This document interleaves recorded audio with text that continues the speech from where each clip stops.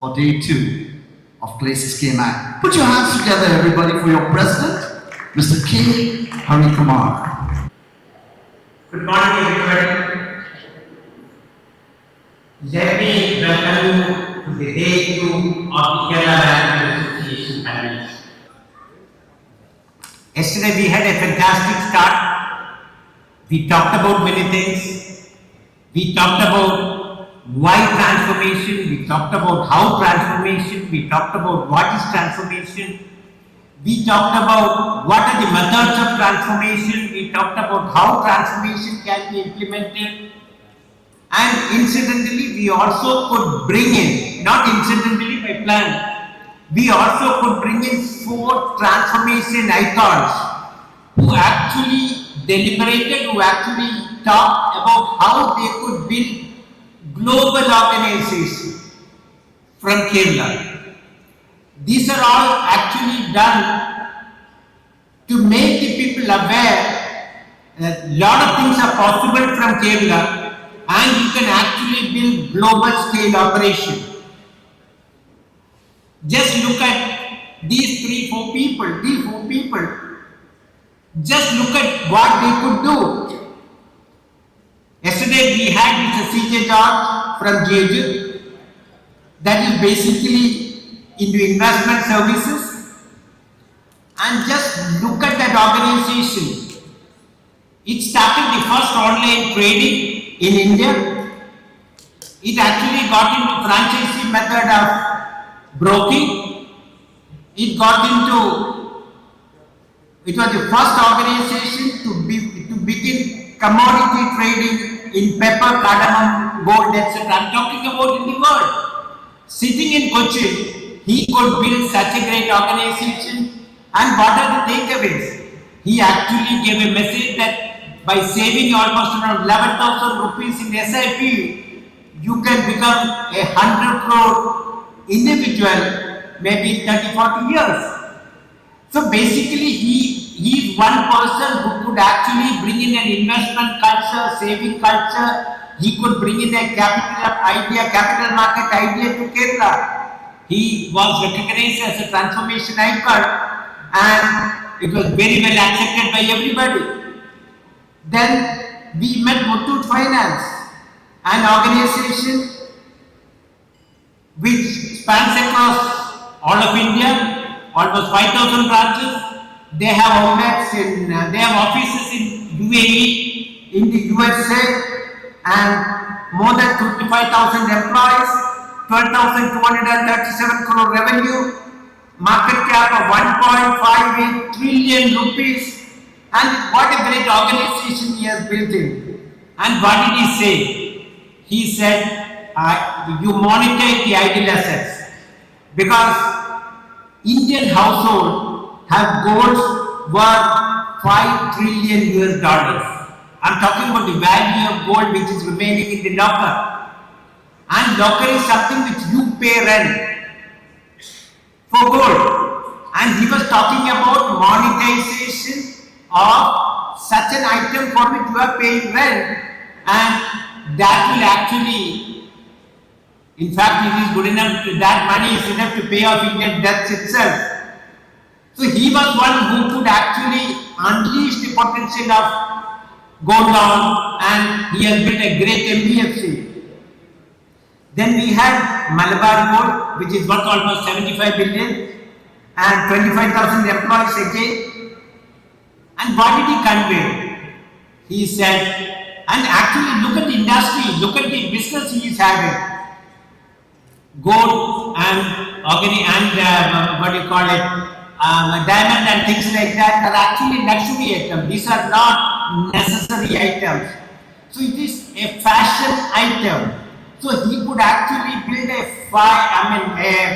world's largest organization in his area of business, sitting from Calicut.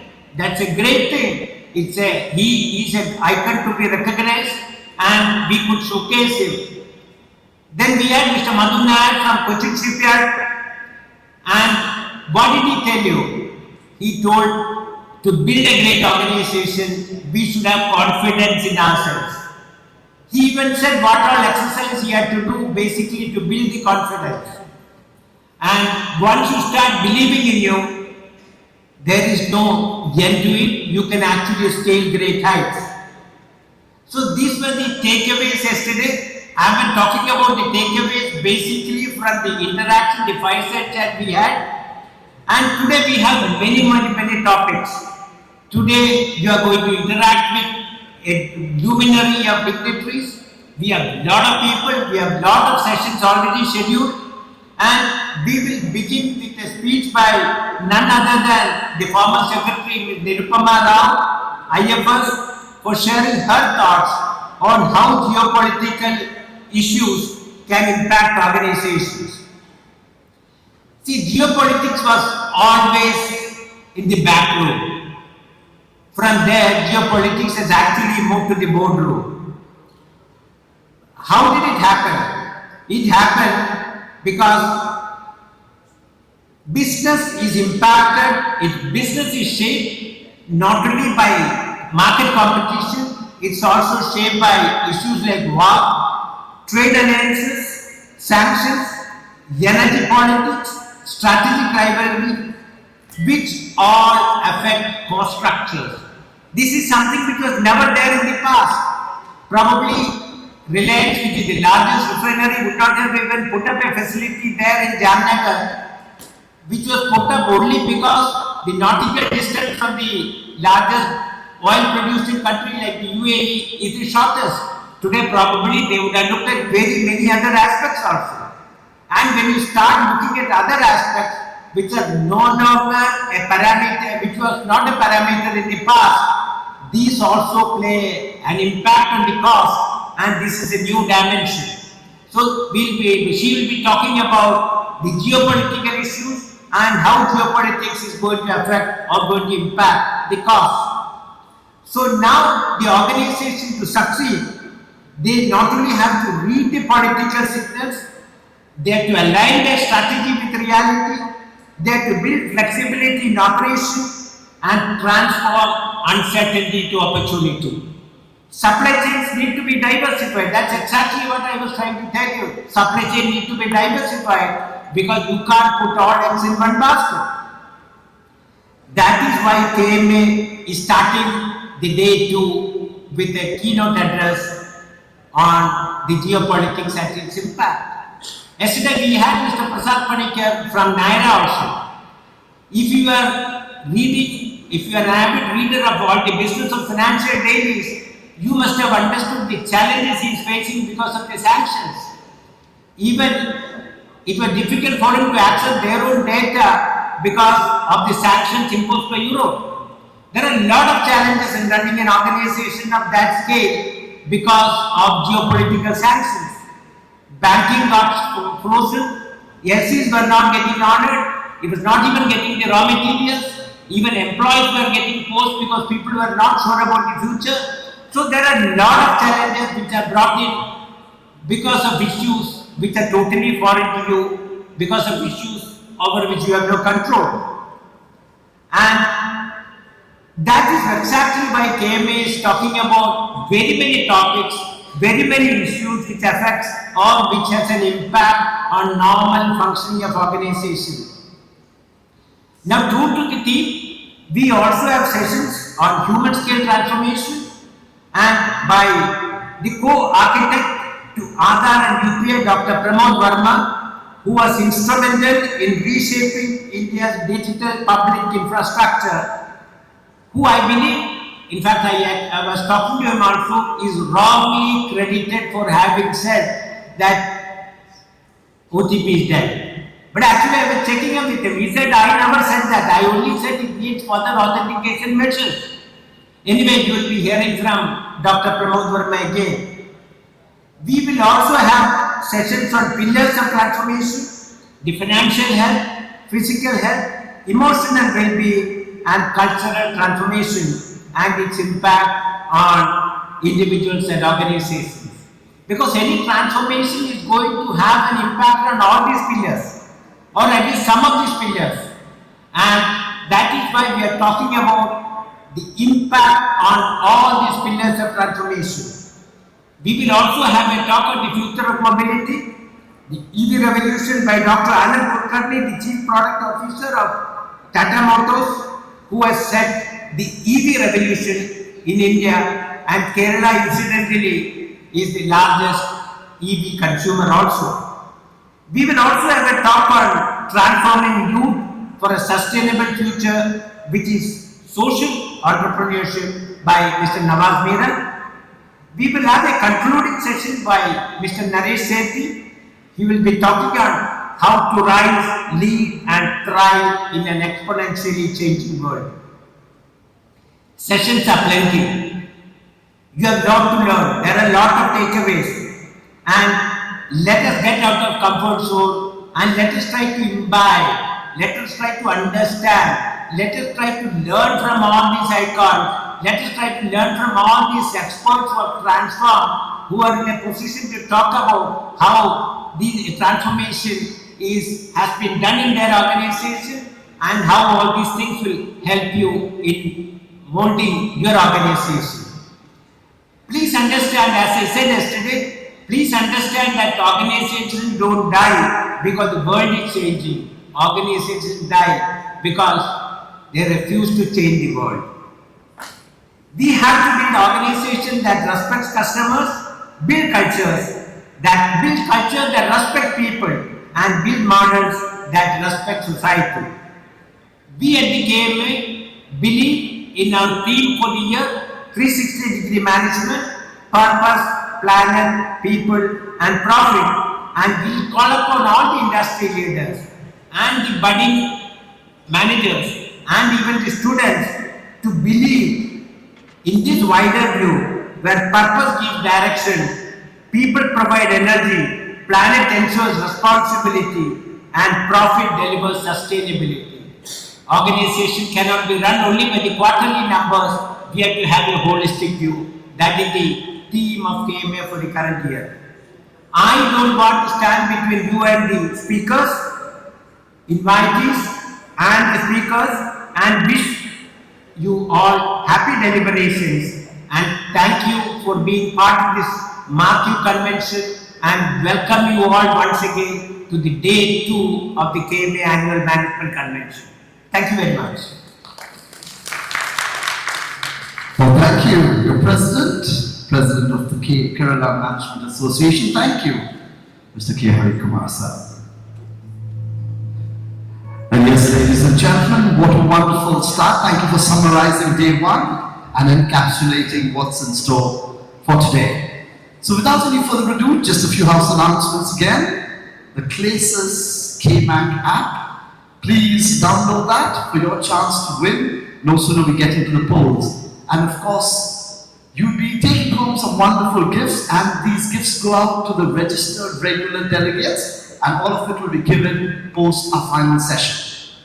How truly said, the Trump era has brought geopolitics to the forefront, where leadership style, trade policies, and global diplomacy directly influences economics, business, and long-term strategy. It's going to be an impactful first session of today, and to do the honors and introduce our very esteemed speaker, ladies and gentlemen, can I request for you to put your hands together for the Managing Committee member of the Kerala Management Association and Managing Director of Photech Systems. Put your hands together for Mr. Tom Joseph to introduce our first keynote speaker. Mr. Tom Joseph. Team keynote speaker, Ms. Nirubama Rao, an eminent diplomat, a distinguished statesperson, and one of India's most respected voice in global affairs.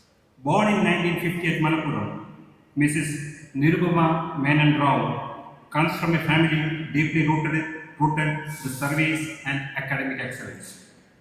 Her father, late Lieutenant Colonel P.V.N. Menon, served with distinction in Indian Army.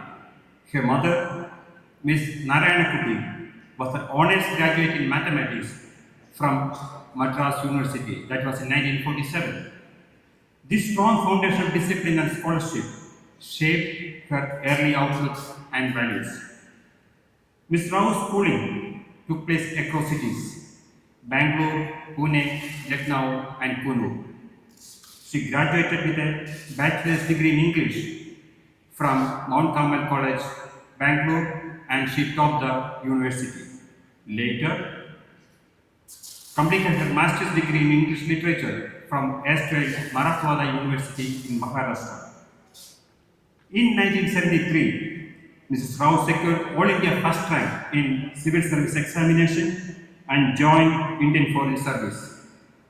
This marked the beginning of a distinguished career spanning over 4 decades.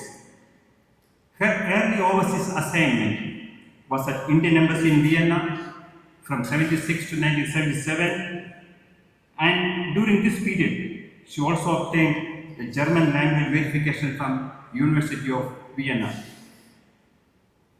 From 78 to 80, she served as Undersecretary in Ministry of External Affairs, New Delhi, and handled South Asia desk and Nepal desk.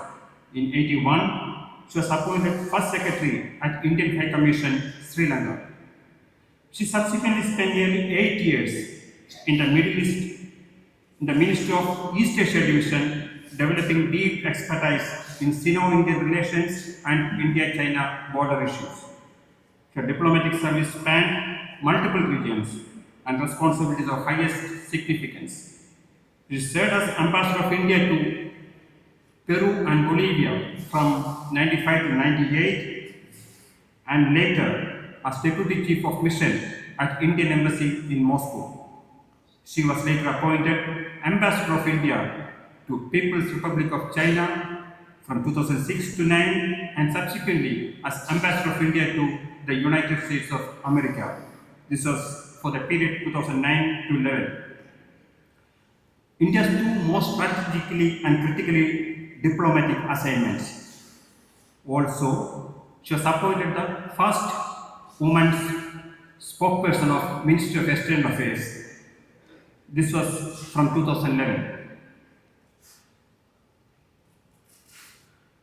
And Nirupama Rao was appointed the 28th Foreign Secretary of India, becoming only the second woman to hold the highest office in the Indian Foreign Service. She served with distinction until 2011, steering India's foreign policy during a period of significant global and regional transitions. Beyond diplomacy, Mrs. Rao is a respected author, commentator, public intellectual, and deeply engaged in the issues of leadership, governance, geopolitics, and India's evolving role on global stage. Her writings and public engagements continue to inform and inspire leaders across government, industry, academia, and civil society. On a personal front, she is married to Mrs. Sudhagar Rao, and she is proud mother of 2 sons, Kartikeya Rao and Nikhilesh Rao. As 43rd Kerala Management Association Convention, ClaySys KMAC, brings together leaders and visionaries from across sectors. We are truly honored to gain insights from a leader whose career exemplifies strategic vision, intellectual depth, resilience, and global leadership. Ladies and gentlemen, please join me in extending warm and respectful welcome to our distinguished keynote speaker, Mrs. Nirupama Rao, IFS, retired. And Mrs. Rao will be addressing us virtually as she is engaged with other responsible duties today. Thank you. Well, thank you, Mr. Tom Joseph, for your welcoming speech. Before we move on to the esteemed speaker, we'd like to be a bit repetitive if you've not. Association. Pudu Valsara Ashamsa. Happy New Year to all of you. It is a real privilege and pleasure to address the Kerala Management Association today. KMA has long understood that leadership is not merely about balance sheets or organizations. The importance of excellence, innovation, and initiative is well understood by you. In a state that has produced globally minded professionals and enterprises far beyond its size, KMA has consistently linked managerial excellence with wider responsibility. That makes this a particularly fitting forum to reflect on leadership at a moment when global disruption is no longer episodic but structural. For business leaders today, geopolitics is no longer a distant backdrop from which no one is far removed. It shapes supply chains, technology access, capital flows, energy security, talent mobility, and even corporate values. Decisions taken in Washington, Beijing, or distant theaters like Venezuela now ripple through boardrooms in Kochi and Bangalore with remarkable speed. An ancient Chinese strategist Sun Tzu observed and echoed, in the midst of chaos, there is also opportunity. We are living amid disruption, and it is our opportunity and our responsibility to exercise transformative leadership. The world over that many of us grew up with is showing visions. A new landscape is emerging from those forthright. As business leaders, you might wonder why this matters to you. The answer, ladies and gentlemen, is simple. Stability, rules, and predictability, the foundations on which global business relies, are being tested as never before. From an Asian perspective, and particularly an Indian one, the turbulence of current events is impossible to ignore. We see an inward-focused, transactional, and assertive America under Mr. Trump's second presidency. A sudden and precipitate US-led regime change or regime stabilization, as some term it, in the Western Hemisphere. A sharpening and deepening of US-China rivalry, spanning trade and technology, and a weakening of norms and institutions that govern interstate behavior. Each of these disruptions bring peril and possibility. Our task is to understand them, navigate them, and ultimately to lead through them. Let us begin by acknowledging the scale of the transition we are living through. The post-Cold War assumption of a stable US-led liberal order, reinforced by an ever deeper globalization, has taken a serious beating. Not only are we seeing crises, we are witnessing structural change.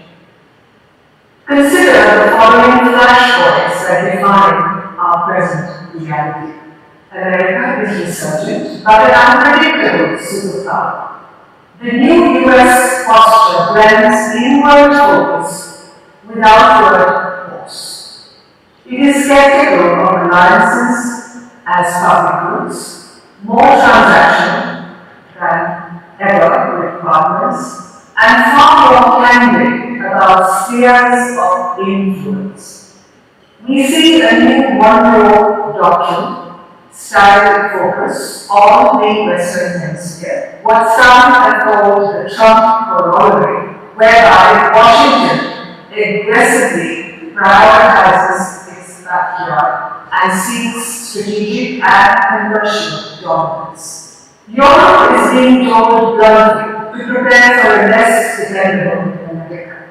Allies are rattled, naturally. The old habits of transatlantic solidarity are strained. In Asia too, the question is no longer merely whether the United States is powerful, but whether its commitments are predictable and whether it will treat partners as strategic collaborators or as instruments for immediate returns. For India and for Asia, this matters because the region's growth story was built on two pillars: relatively open trade and a relatively stable security environment. Today, the Indo-Pacific strategy of the previous US administration has given way to a more transactional view. US rhetoric proclaims restraint and peace, but its policies project a vision of dominance. Venezuela, the recent events there, signals the renormalization of regime change. The US operation that removed Nicolas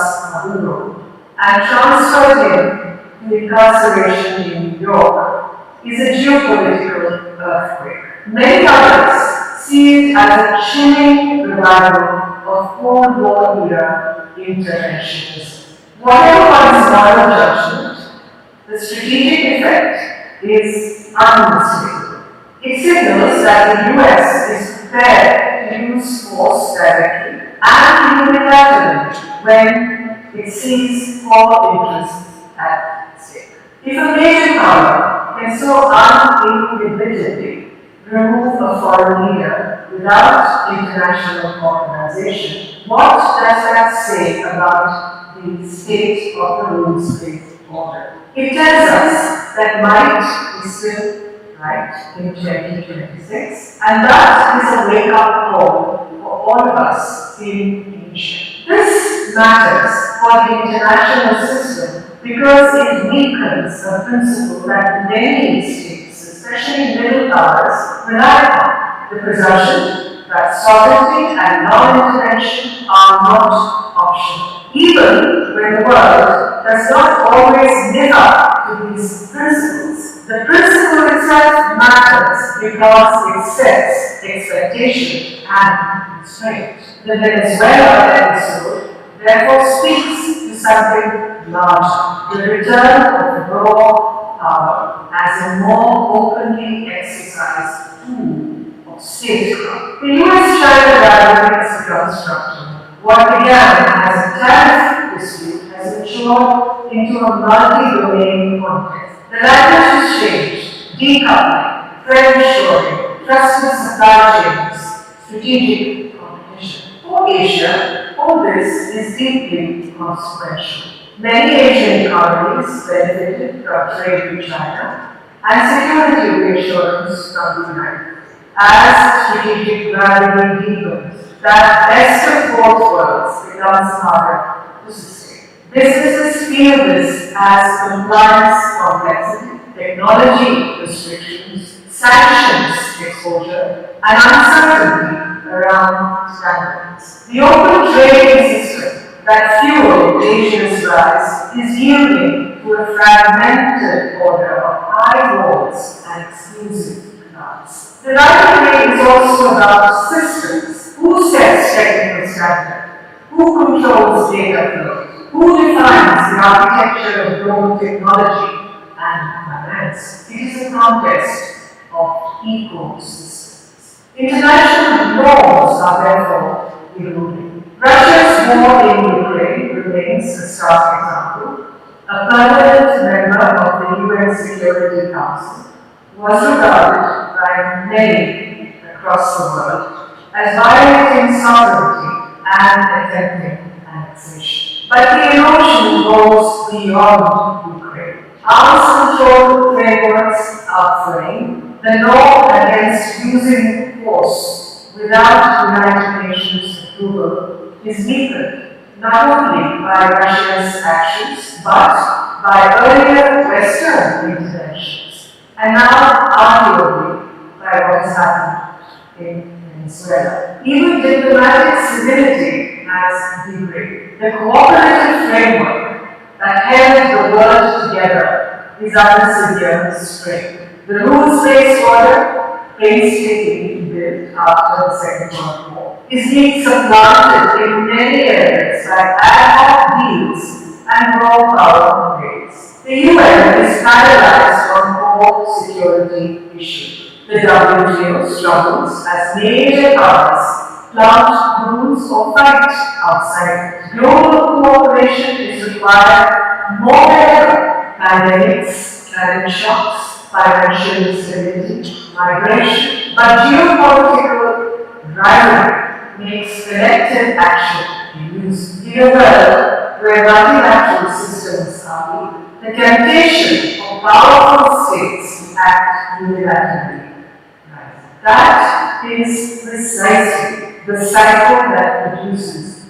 instability. In other words, instead of nations compromising within institutions for the greater good, we see zero-sum jockeying for advantage. So this is our canvas, an era of transition and contestation. The old order is not fully gone, but the new order is not yet born. It is messy, but it's also an great statecraft can emerge in turbulent times. And transformative leadership is most needed when predictability is least available. So when we find the middle powers, India and its peers, we are somewhat at a crossroads. What role do middle powers play in this environment? I use the term middle power cautiously for India. With nearly 1.5 billion people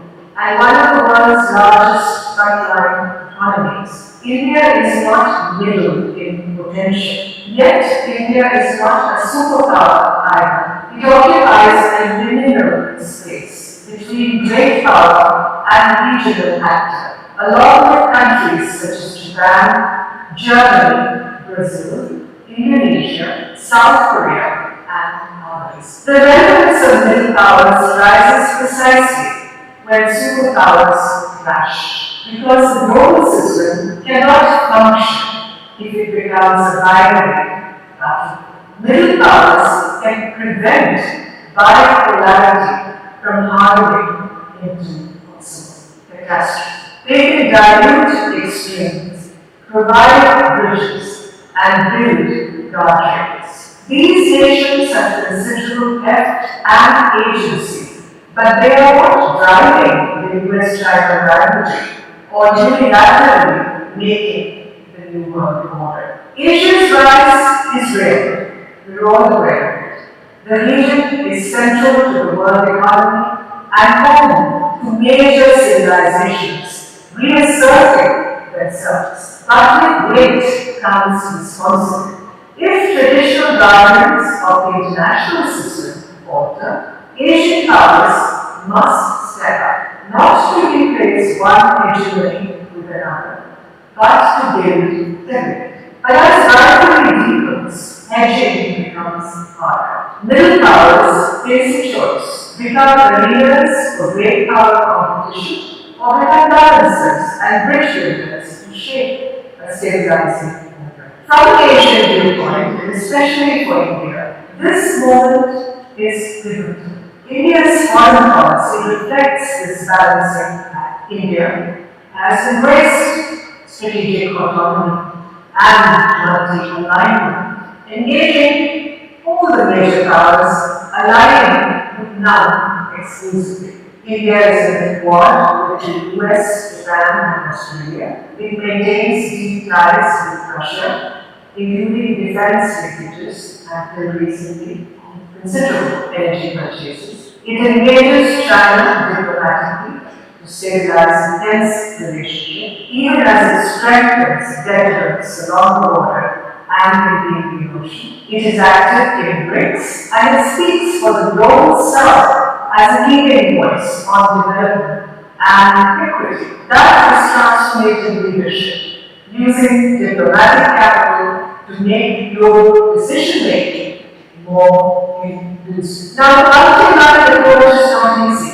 but it reflects the reality of India's interests. India cannot sacrifice economic engagement without cost, cannot ignore security concerns, and cannot endorse violations of international law. India today stands, to use a metaphor, as a titan in chrysalis, not yet a full-fledged global power, but no longer just a South Asian regional player. It is liminal, at the threshold of great power status, balancing with precision and commanding the gaze of all sides. India's geography is strategic destiny. India sits astride the Indian Ocean, connects West Asia to Southeast Asia, and anchors the Western Indo-Pacific. In a world where choke points matter, geography becomes strategy. This positional advantage gives India strategic leverage, positional leverage, and responsibility. Other middle powers are balancing too. Japan is reinforcing defense while maintaining economic stability. France is arguing for European strategic autonomy. ASEAN, the Association of Southeast Asian Nations, is preserving space for engagement with both sides. The Gulf countries are diversifying partnerships. The point is not that everyone will agree. The point is that the world is no longer neatly divided into fixed camps. Influence is more distributed. That distribution can either produce a stabilizing multipolarity or chaotic fragmentation. Collectively, middle powers have agency. The challenge is twofold. Resisting undue pressure to choose sides while actively contributing to the stable order so that the rivalry of giants does not engulf us. No single country can set the agenda alone, but together they can amplify norms, build coalitions, and create guardrails. These are not symbolic gestures. Legitimacy is the currency of sustainable order. Asia, therefore, must take more responsibility in shaping its future. We cannot simply rely on Pax Americana or fear Pax Sinica. That will mean strengthening regional institutions, creating crisis management mechanisms, and dealing with peripheral destabilization. And here, India must be careful not to let legacy conflicts define its trajectory. Pakistan remains a serious security concern, but Pakistan should not be allowed to consume India's strategic bandwidth or define India's global identity. China is a systemic competitor. Pakistan is a persistent irritant that must be managed through deterrence, limited engagement, prevention of miscalculation, without allowing the relationship to become India's organizing principle of foreign policy. Great powers are not defined by what they oppose, but by what they bring. That is a line worth repeating because it captures the essence of a mature power. Let us turn our eyes to the India-US relationship. India-US ties have improved dramatically over 2 decades. Defense agreements, deepening trade, people-to-people links, shared concern over China. But under Mr. Trump's second term, nuance matters more than ever. President Trump's style is unconventional and often combustible. India has experienced sharp episodes of misunderstanding, especially public claims that rehyphenate India with Pakistan and imply third-party mediation. Our response has been restrained, polite, but firm reiteration of India's consistent position, and private diplomacy to convey our discontent. This is not timidity. It reflects India's preference for quiet diplomacy when larger equities are at stake. At the same time, Trump 2.0 has brought sharper economic pressure, tariffs, visa restrictions, and transactional demands. Washington is both more unpredictable and more interested in Asia because of China. This duality means India is engaged with care. Find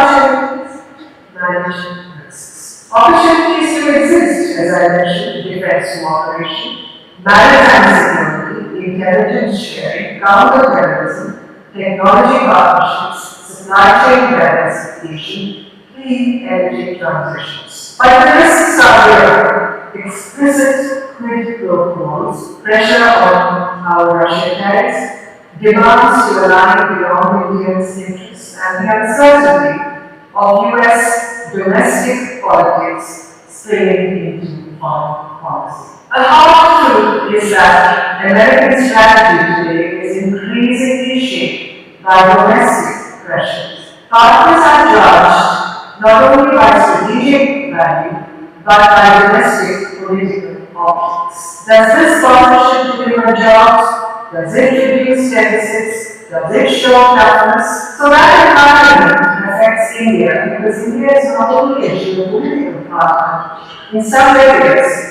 it is also perceived as an economic competitor. What does this all mean for business leaders? Let me speak directly to you as business leaders. Because geopolitics does not remain out there. It enters your decisions in at least 5 ways. Firstly, supply chains. Redundancy is no longer an inefficiency, it is insurance. Technology access, export controls and standards, wars, shape your product roadmap. Compliance, sanctions regimes and data rules can move faster than contracts. Capital flows, risk premiums change with geopolitics. Markets, price uncertainty. Talent, visa regimes and mobility restrictions affect competitiveness. In this environment, business leadership also becomes geopolitical leadership, not in the sense of making foreign policy, but in the sense of building resilience, anticipating disruption, and contributing to stability through responsible investment and strategy. Companies that build trusted supply chains, invest in compliance capacity, diversify dependencies, and contribute to technological self-reliance are not just protecting shareholder value, they are contributing to national resilience. And this is where the conversation between statecraft and management becomes real. So what are the choices before us? We are living through a changing history. The old world is fading and everyone is taking shape. In such moments, leadership matters enormously. When we have a fractured world of trade wars, technology blocks, and recurring conflict, or when we seize this chance to reform and renew the international system, more equitable, more resilient, and more capable of managing competition. From an Asian and Indian standpoint, I offer a hopeful vision. Asia can provide stability through collective leadership. India can be a pillar of a multipolar order, where no single power dominates and where regional balances contribute to a global balance of responsibility. This is not naive. It accepts competition, but it insists on boundaries. Business leaders, all of you are at stake with this. A world grounded in rules rather than blame. Cooperation rather than endless retaliation is a world where commerce thrives. Your voice matters in shaping resilience, in supporting standards, in encouraging stability, and in building partnerships that outlast political cycles. Let me end with Mahatma Gandhi's simple reminder: the future depends on what we do in the present. The choices before us are not abstract. Do we normalize law-making or resist it? Do we accept fragmentation or build bridges? Do we drift or do we lead? Transformative leadership today means understanding power without surrendering principles. Holding both in tension with clarity, foresight, and discipline. I thank you. For some of you, if you downloaded the ClaySys KMAC app, now is your chance to have a look, log on to it, and we will be taking a poll extrapolating from the wonderful address by our former Foreign Secretary. So may I request for you to please enter your app, and you have 2 minutes to take the poll. There are 4 options from the takeaways and the maximum one, and if you are in it, in that maximum winning poll, 2 of us will be winners. Ladies and gentlemen, we'd like you to please log in, and the 4 options based on Ma'am Nirupama Rao's address. Geopolitics is no longer background noise, it is the operating environment. That's 1. The erosion of rules is real and raw power is back on display. That's 2. Middle powers, especially India, now carry disproportionate responsibility, being three, and transformative leadership means shaping the system, not reacting to it, being four. 2 minutes and your time is ticking. A special prize coming to two of you who take part in this sport. Of course, if you've not done it, here's a good chance for you to please download the ClaySys KMAC app, now available on Play Store and Apple. I'll be given the two names shortly. That pregnant pause, the silence in the room is deafening. Each one engrossed in their mobile phones, taking that poll. federalbank.co.in. We have one of them coming by, and ajoy.joy@nestgroup.net. Can we have you join us upstairs, please? Give them a round of applause as they come by to collect the prize and to do the honors, ladies and gentlemen. Can I call upon the President of KMA, Mr. K. Harikumar, and Mr. Tom Joseph, Managing Committee Member of KMA, please come forward to give away the prize.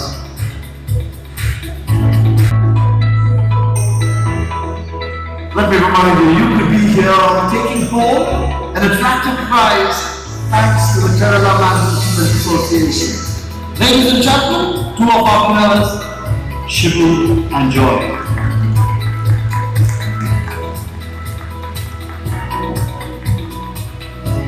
Thank you, Mr. Harikumar. Good morning, ladies and gentlemen. I'm skipping the customary salutations and percentages because I have a lot of ground to cover and not our next speaker. As you all know, the theme for this year's convention is transforming for impact. And our keynote speaker for the next session, Dr. Pramod Verma, has spent his career creating such transformative impact not just once but many times over. Dr. Verma is an industry pioneer in India's digital public infrastructure, popularly known as the India Stack, which made Bill Gates say India is at the cusp of digital innovation. India Stack is not just a technology platform, it's a digital public highway connecting identity, payments and trust for over 1 billion people, setting a global benchmark for inclusion, sustainability and innovation. Dr. Verma was the chief architect of Aadhaar, the world's largest biometric identity system, covering 1.4 billion people. He transformed our country with 99% of our citizens getting identity, dignity, access and empowerment in less than 8 years. He also architected UPI, which was already mentioned multiple times by Mr. Harikumar as well as by the MC. India's unified payments interface, a system so revolutionary that today more than 50% of the world's real-time digital payments happen through UPI, overtaking Visa, MasterCard and Amex put together. Dr. Verma is also the architect of DigiLocker and eSign, through which every citizen gets a document wallet of 1 GB cloud storage to store, share and verify documents and certificates. He gave close to 600 million Indians a paperless way to manage our credentials and achievements. He is also the co-creator of Beacon Protocol, which is the backbone of ONDC, India's open network for digital commerce, which is breaking monopolies and democratizing e-commerce and empowering small business nationwide. Dr. Verma is the CTO of XTEP Foundation, serving 200 million plus learners and 10 million plus teachers, bringing learning opportunities and verifiable credentials to population at scale.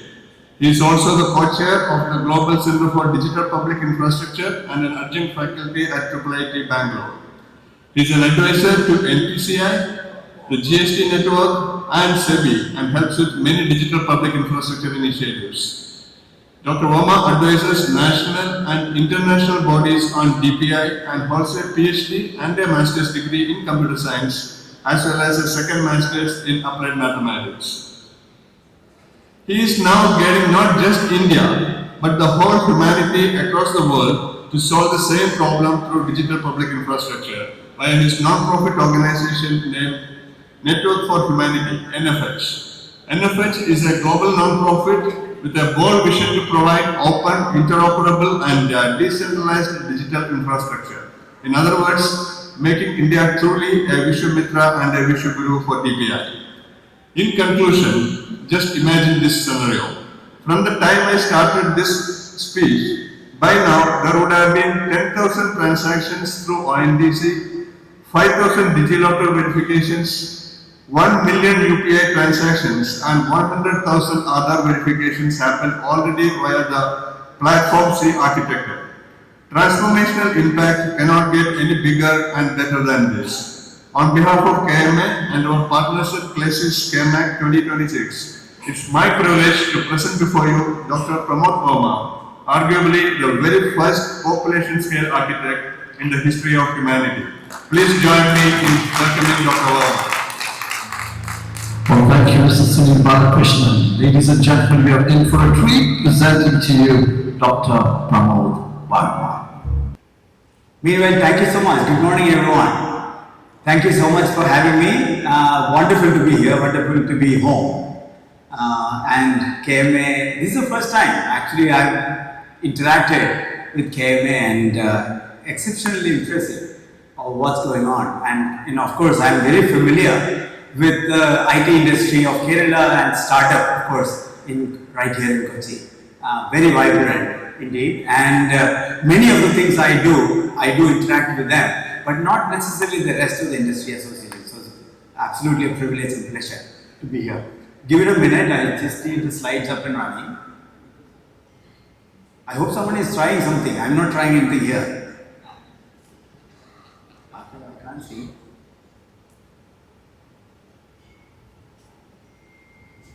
I think everyone just disappeared.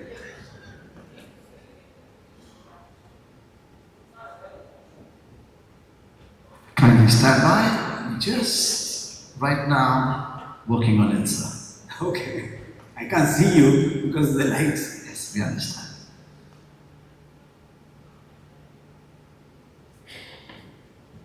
So much of the digital transformation effort, which Sunil mentioned just now, what is surprising is that much of that happened in the last decade. And no country, and I interact with about 40-50 countries in the world as part of our digital public infrastructure, advisory, support, and so on. You don't see any country, not even a single country in the world, that has achieved so much. And we sometimes wonder ourselves, when Nandan Nilekani was my mentor and sort of the CTO of India, when we discuss even us, we sometimes find it very hard to believe what happened in the last 10 years. Much of that came from boldness of reimagination, but with a very planned policy, technology and industry coalition building. Much of that wouldn't have happened without it, but what is underpinning of India's infrastructure journey has been the audacity of its attempt. And yesterday, today, we kept hearing that self-belief, boldness, ambition is what actually drives innovation and transformation. It's not hesitance and following. Sometimes you have to go out of your way. And much of that, my journey has been that itself. When I left industry in 2009, after 20 years of industry effort, to join, to volunteer for building India's effort. Even me, I personally had initially used to wonder whether the project that we are taking up is beyond our grasp and beyond our capability. But every one of them, since Aadhaar, DigiLocker, UPI, account aggregator, GST transformation, ONDC, every one of them proved that it's all in the mind. It's all in the mind of how we imagine what's possible. And when you put our heads together, we tend to be doing it. Okay, so we are back here. So we got that site up and running. Thank you for doing that. Thank you for help. So I'll really run through the macro picture, and this is important to understand the macro. A lot of times you use it. You use Aadhaar every day, and you probably use UPI even more every day, and DigiLocker and DigiYatra, many of those innovations that you see. But there is a pattern. There is a pattern to what India has done, and that pattern is what is abstracted called Digital Public Infrastructure, or DPI. That's a terminology that we created during the G20 time so that we can explain what happened in India. These are not individual projects. There is a method to that madness, method to that how we end up doing. So I hope to take you through that very macro and give you a view of where we are going. And as Ms. Rao was saying, the turbulent times is the best time to actually transform yourself, because you have nothing else to lose, because everything else seems to be breaking down, everything else seems to be difficult. So what you can do at that time is twofold. Invest into infrastructure transformation and actually invest into your capabilities. These two actually play longer. As when the turbulence comes through, you will be ready for the future that is not yet unraveled. So this is very important to take you back in 2009 until 2010, even until 2014. India's numbers, mostly in financial sector, were very staggeringly low. And in 2009, when Aadhaar was started, we had less than 20% banking. And imagine, we had banks even before independence, and we had banking systems ever since, formally since independence. Then, of course, during the nationalization and then denationalization in the 90s, private sector coming in, banks. Even then, internet was commercial internet was already 15 years old in 2009, 1995 to 1994 to 2009. Smartphones were already arrived. iPhone and Android both were launched. Even then, India was struggling. India was struggling to bring formalization to our society. While Kerala was ahead, always ahead because of the education, because of the per capita economic growth here. But much of India, if you look at the average, was very abysmal. And that is what you see. Less than 17% in the banking system, 2% in the capital market, and Geojit and so on, pushing the culture of investment here. Even then, 2016, we only had 2% of India, whole of India, only 2% participating in the capital market, mutual fund, trade. 98% of Indians had nothing to do with capital market. And that's terrible, right? No one is investing. And very high leakage in the subsidy program. As you know, India is a socialistic country. Whether it's, which party comes to power, we continue to provide a lot of subsidy in the system. While we continue to reduce the subsidy burden, overall quantity has gone up. In 2009, it was 2.5% of the GDP. Roughly about 17-18% of the national annual budget went into subsidy, like cooking gas, and all of us know, middle class people know, cooking gas subsidy, ration, now called fair price shops, fertilizer subsidy, scholarships and so on. Very high leakage in that subsidy program. And what is the use of giving 50 billion US dollars then, 75 billion US dollars now, every year, when half of that money is stolen away? It makes no sense to the government, it makes no sense to the people. It was the middleman who was playing the game. So this is the picture in 2009. And much of that picture remained even till 2012, 2013, 2014. And then exponentially changed the whole system. And 2016 is when UPI was launched. we had less than 5% of Indians doing digital payments. Less than 5% of it. So if you were all doing digital payments in 2016 because of the credit card, because of maybe Paytm at that time, MobiKwik or any other wallet, you were part of the 5% in the country. So no complaining, you are really privileged. Okay, you were out there really doing all these things because you had access. You had access to capital market. You had access to banking. You had access to payment. Much of India had no access to it. And we wonder why. Have you wondered why 2016 when we were sitting in SEBI committee, we were still wondering why the number was 2%, which is roughly about 22 million, 2.2 crore people. Much of that emerged as the cost in the system. Cost versus the gain. As an example, and I'll talk about a few other examples as we go forward. But in the last decade, 1 decade, India completely changed. And this is phenomenal change that you will see nowhere else in the world. And IMF has written about it, Harvard has written about it. Many people have actually talked about the India stack, as we call it, India's GPI impact.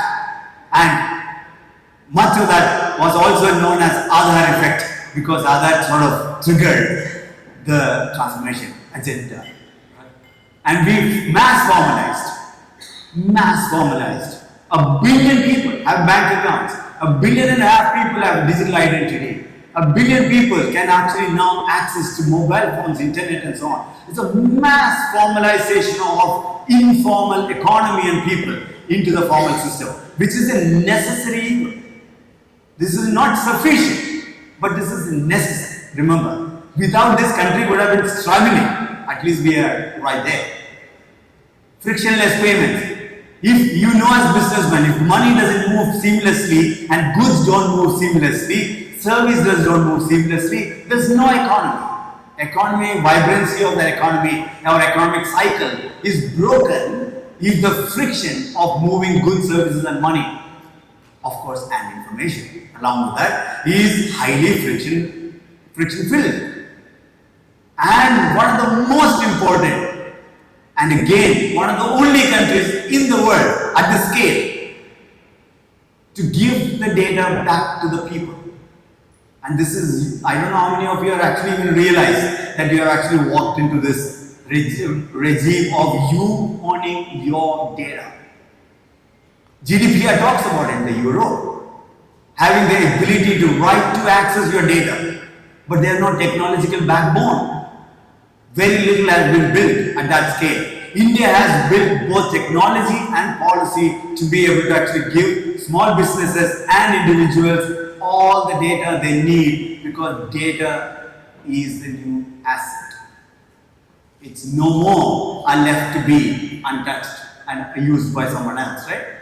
So this came about because of the three things are coming together, enabled by regulatory and policy legislative investment into the thing and interventions, political will like Jan Dhan and Digital India, and many of the political push in, because especially Prime Minister was always a believer that technology is the only way to reach the last man or last woman in the country. So that reach, technology can reach beyond physical can reach. So technology is a means to achieve. It's not a solution. Technology is never a solution to this. It's only a means to achieve what we want to achieve. But most importantly, it's executed by the market. This is one thing where we miss out. That India's journey was not because the government built everything. Because private sector built applications, solutions, workflows, and if you are in the fintech, if you are in the lending and capital market or any of those, you will see you transforming your workflows and your company, your HR systems, your mechanisms to do business of your own, leveraging what was built as underlying Lego blocks. identity as a Lego block, payment as a Lego block, DigiLocker as a Lego block, but they are not the solutions. They are only a means, they are only ingredients for you as market, as entrepreneurs to be able to transform the society. Okay? And this started with other, I don't have to talk about it, obvious 1.4 billion. This is the fastest identity system that reached 1 billion people in 6.5 years. Very rapidly, and people still wonder. Even 2 months ago when we were in the US, somebody asked Nandan in the stage, how did people stand in line? 1 billion people stood in line to get Aadhaar. Why? And they're still wondering how India actually managed to actually issue identity. Europe has been talking about EU ID, digital ID, like Aadhaar, EU ID for the last 10 years. Still talking, still barely actually executed because it's very tricky to actually pull it off at that scale. And the transformation of Aadhaar was the transformation of social subsidy program. And German Chancellor, she stood up at the COVID time when we issued COVID subsidy instantly to people's bank account. They all wondered, or in the US, Trump's first chapter, when Trump was the first term president, he wrote checks to people, physically, to everyone who wanted subsidy. India was the only country that issued $175 billion to 400 million people instantly. And this is because India built world's largest direct cash transfer or subsidy program. Okay, this allows us to actually give without intermediaries, without intervention of middleman, to provide people the ability to access their subsidies program if they are entitled to do so instantly. And this has changed everything. By the way, only from national subsidy program, which is about 300 programs out of this 1,000 program, 300 subsidy programs, India has saved, as of last known data, $41 billion US savings from 300 programs. Other programs are banking, savings and all, forget, just 300 programs. You know what is the cost of Aadhaar? Entire cost of Aadhaar. Since 2009, people cost, data center cost, enrollment cost, system cost, Aadhaar issuance cost, everything put together, less than $2 billion. India did Aadhaar in less than $2 billion in 15 years, and the savings are $41 billion in one program alone. So the ROI, return on investment in infrastructure is non-linear. We have seen that with physical infrastructure. It's obvious to us. When we build shipyards, airports, highways, railroads, metro, as we have seen, it exponentially improves economic vibrancy, mobility, and everything else. The same goes for technology, the digital infrastructure. It's not physical infrastructure at all. When countries invest in infrastructure, it creates exponentiality. And that's very important to understand. This is obvious, the geo effect, sometimes known as geo effect, how India went from 2G to 3G to 4G to India's the most shameless. Indians shamelessly use data as if it's just free. And the picture tells you how we used to huddle around watching cricket in the shops, TV shops, and now everybody watches their own. You would wonder, and even I wonder sometimes, what do they do with all this data? India is the biggest per capita data consumption in the world, mobile data. But it is a necessary. Remember, these are necessary things, not sufficient. It brings the entire nation, entire population into a formal economy, and that's very key part of our growth. And then came 2014 is when we were designing UPI. 2015 we piloted UPI, and 2016 early we launched UPI. And as Sunil was saying, we would have done a million transactions, few million transactions by now in the last minutes. We do 700 million payment transactions every day. And we have not even begun. Okay, we are only halfway through our country's adoption. And this became the largest digital payment system crossing Visa, MasterCard, everyone even combined in a span of 8 years. That's because UPI was a programmable infrastructure, not a solution. That actually meant that your workflows, your applications, your money movements can now embed UPI way to send money, UPI way to subscribe to Netflix, UPI way to do everything else. So UPI was a programmable money rail. Remember, everything we built, architected, was never a solution. It was an infrastructure. So when you use the word highway, by laying the road, it does nothing unless people drive on the road, unless there's vibrancy of usage. The usage comes from industry. Usage comes from entrepreneurs who are building. PhonePe, a company that did not exist in 2015, did not exist in 2015. 2016 they started. Today's roughly about 20 billion market valuation, right? It's going IPO as I hear, I don't know. Must be coming IPO, must be good for all of us and all of us to see that. And that growth has been stupendous. And this growth comes from, especially given Indians are young, majority of Indians are young population, very aspirational and ready to transform themselves. In fact, I remember Finance Minister earlier asking, who is going to use digital payments when Indians are so poor and have no phones and everybody is cash? And this is a very popular talk that comes up. And Indians, and one of the trips, somebody asked me, what surprised you in the last 15 years? And my only answer was, Indians surprise me all the time. Because we always underestimate what we can do, always underestimate what Indians will do with it, and we completely surprise ourselves at what we end up doing. And UPI is a classic example of the most poor person on the roadside. That lady who's selling bananas on the roadside, taking QR code from the blouse and showing to get digital payment. It just completely messes your brain, right? How? What's going on here? They can't speak English, they don't understand it. What's happening is because all these have unlocked value in people's life. UPI was never mandated.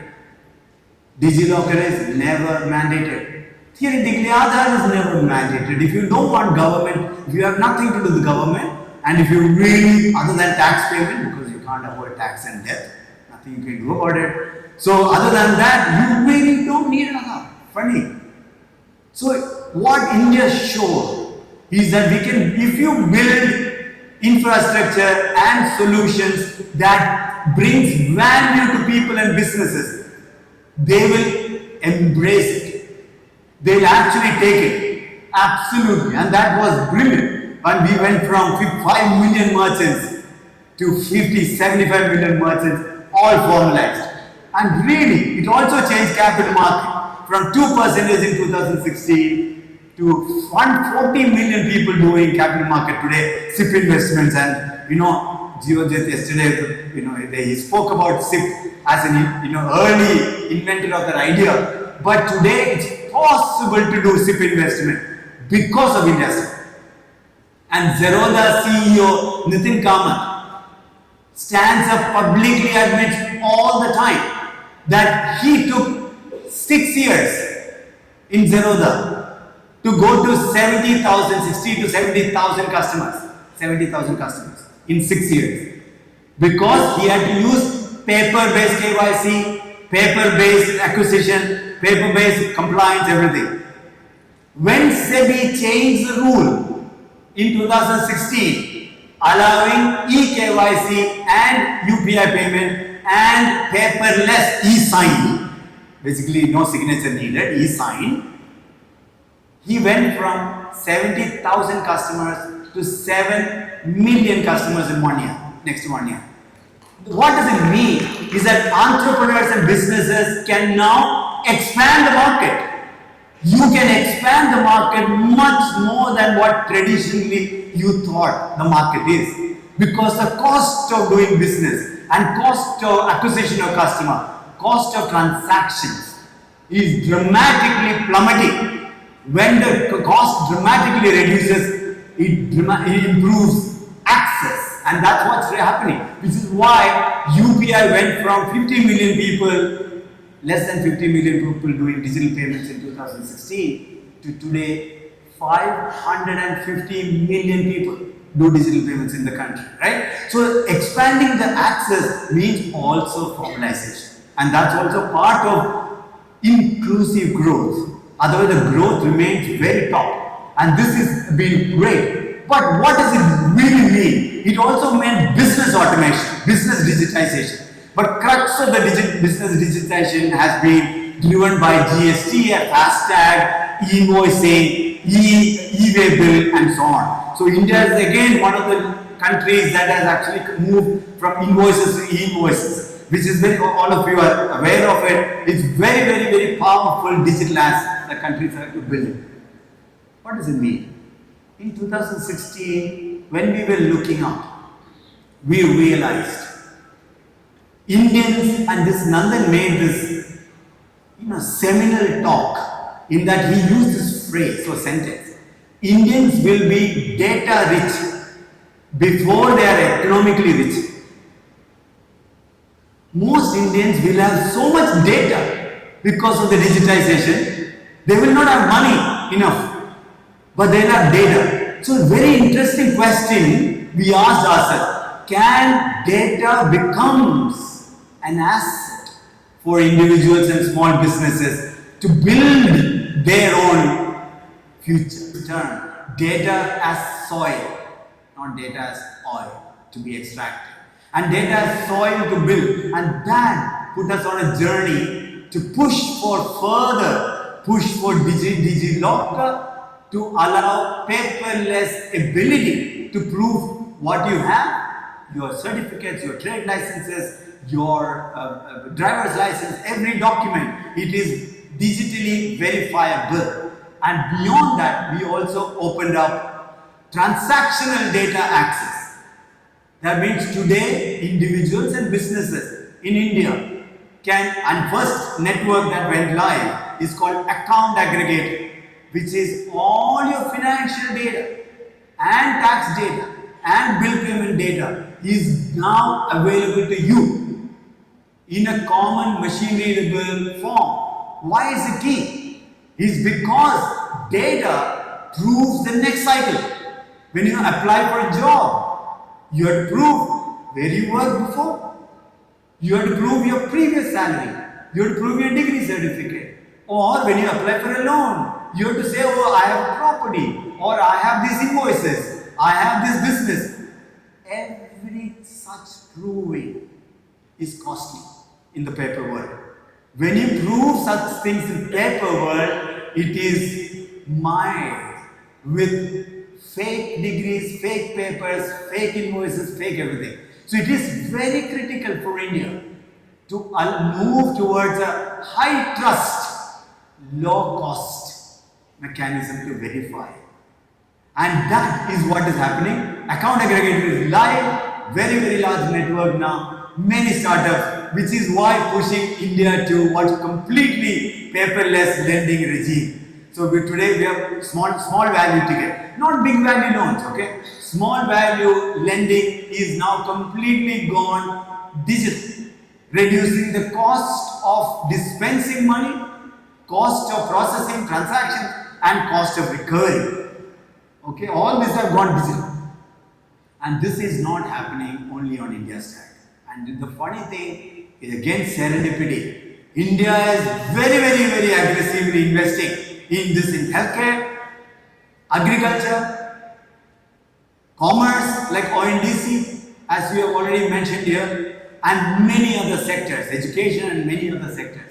And this is very powerful ability to actually bring businesses and entrepreneurs into a low cost, high trust, high volume environment of the future. And that's very key. And the most important, I'll talk about a little bit on the energy and commerce. And this is because even in 2022, post-COVID, you will want a taxi booking problem as solved because Uber is there, right? It's not. India's urban mobility is so large that Uber does less than 1 or 2% of the whole country's everyday transaction. Less than 2%. Amazon has solved our problem, right? No. All the e-commerce put together, we have done less than 10% of Indians use e-commerce. 90% of retail commerce happens on the roadside, not E. So the idea that we believe that it is E, not yet. So in the transactional world, it is still quite fragmented and extremely large, and we need to really attack. And that's where we started working on the beacon protocol early in our foundation and started promoting. And the best part is that the genesis of this journey started right here in Kochi. I don't know if any of you know. There was an effort even as early as pre-COVID and then a little bit post-COVID called Yatri with that taxi driver union to create a decentralized peer-to-peer taxi booking without a powerful intermediary. And that gave birth. Yatri's success here, early success, it really showed that India is actually primed to push for a decentralized mechanism to do this. Yatri experiment of Kochi gave birth, we should be really proud, gave birth to ONDC. Okay, so ONDC literally came out of Kochi. Okay, you can always claim this publicly. And ONDC, because ONDC, they wouldn't believe that things like this could work. And we said, see what's happening in Kochi, right? So it's very, very early then because I think we had a very nice mechanism to try. Today, for ONDC in 2.5 years has crossed 450 million transactions across mobility, food delivery, e-commerce, logistics, and many more. Hospitality, financing, all that thing is happening in ONDC. And the best part of ONDC is ONDC is not the platform. ONDC does not even see your transaction. It's peer-to-peer. It's all done by entrepreneurs and market players like you who are building ONDC compliant platforms. So if you want to build a hospitality platform, you can build and actually connect to the network. So ONDC is a network, not a platform where you can join the network and it's like a bazaar, digital, where everybody can transact with everyone. But ONDC is facilitating that and giving you a governance mechanism so that you can do SLAs, money guarantees and so on between them.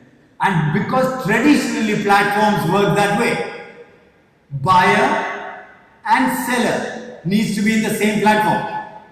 Always. In Uber, driver has to be in Uber and I have to be in Uber. In Airbnb, the homestay has to be in Airbnb, I have to be in Airbnb. Or any platform works in what's called a two-sided platforms. What ONDC is moving using beacon protocol is actually a one-sided platforms, all one-sided platforms connecting into a network and behaving like a two-sided play. This, what is advantage is that the exponentiality is like internet. Internet is not a two-sided platform. Internet is inherently a one-sided connected to a network. Any browser, any app, any web server, any technology to any technology, but interoperable. And that's what is done through ONDC. And one of the things, Yatri, now today called Namma Yatri and various names, you will hear these various names being published because each state tries to rebrand themselves a little bit. But inherently the Yatri variant that began in Kochi today has done $262 million savings directly to the drivers in the country. Direct to the driver with no commission in the structure. Now Metro has joined, most metros have joined through the ONDC network. So you can use any app to buy any taxi, any bus, soon any bus and any metro. This allows exponentiality, okay? This is not for you and I. It's becoming programmable commerce, and that's what is happening, much more. This is happening in energy sector as well. One sector I want to highlight is energy sector. Ever since the Edison's and Tesla's time, late 1800s, the energy sector in the world, not only in India, energy sector in the world is going through a massive transformation. Decentralization of production, decentralization of storage, decentralization of many programmable what called digital energy assets like inverters, motors, solar panels, ACs, everything is programmable. Everything is actually when readjust. What it gives rise is a new energy internet, an imagination called an energy internet. And we have published a paper in Paris, global paper in February, and India is one of the countries that has set up a task force to completely transform energy sector called Indian Energy Stack. And it's not theory anymore. Today, Indian energy industry using this methodology does more than 3 gigawatts of energy transactions every day. Interoperable EV charging. Today, if you want to charge EV vehicles, Kerala is one of the biggest adopters. You have to use the same app. If you buy Mahindra car, you have to use Mahindra app. And today, it's not interoperable. Like a Tata vehicle's charger versus your charge. So what's happening today is India is launching, by end of the month you will see, India is launching world's first interoperable EV charging network. Any app to any app, to fully programmable. That means you can program your EV charging while you connect at 8 p.m. Your gun to your charger in your house, it may not charge at 8 p.m. It can charge at 1 a.m. when the cost of energy is lower. It allows the energy to be highly programmable, and this is very powerful notion. Today startups are there in the energy sector that is aggregating batteries. Why? What happened when cloud gave you cheap storage? What happened in the humanity? Is that we started storing everything shamelessly. Right? We take photographs and store everything as well as everything is just free. Because we cloudified cheap storage and made it look like abundant to us. Batteries are going to do the same to energy. What disks did to internet, batteries are going to do to energy. So some of you are battery, some of you are in that industry, you should definitely watch out this trend of how battery cloudification and battery aggregation are going to be a very powerful offering in the country to be able to dynamically store and discharge energy. When the energy is cheap, you store. When energy is slightly expensive and needed, you discharge. Fully programmable way. These are all business opportunities. All of them are actually business opportunity for either software industry or hardware industry or together. Okay, so please watch out that this is happening. And on top of that, of course, we are applying AI. Why? I am very bullish about AI and need for AI is not because AI is going to take over the world and robots are going to just be everywhere. Yeah, we never know what's going to play out in the future. Nobody knows the future. But one of the biggest barriers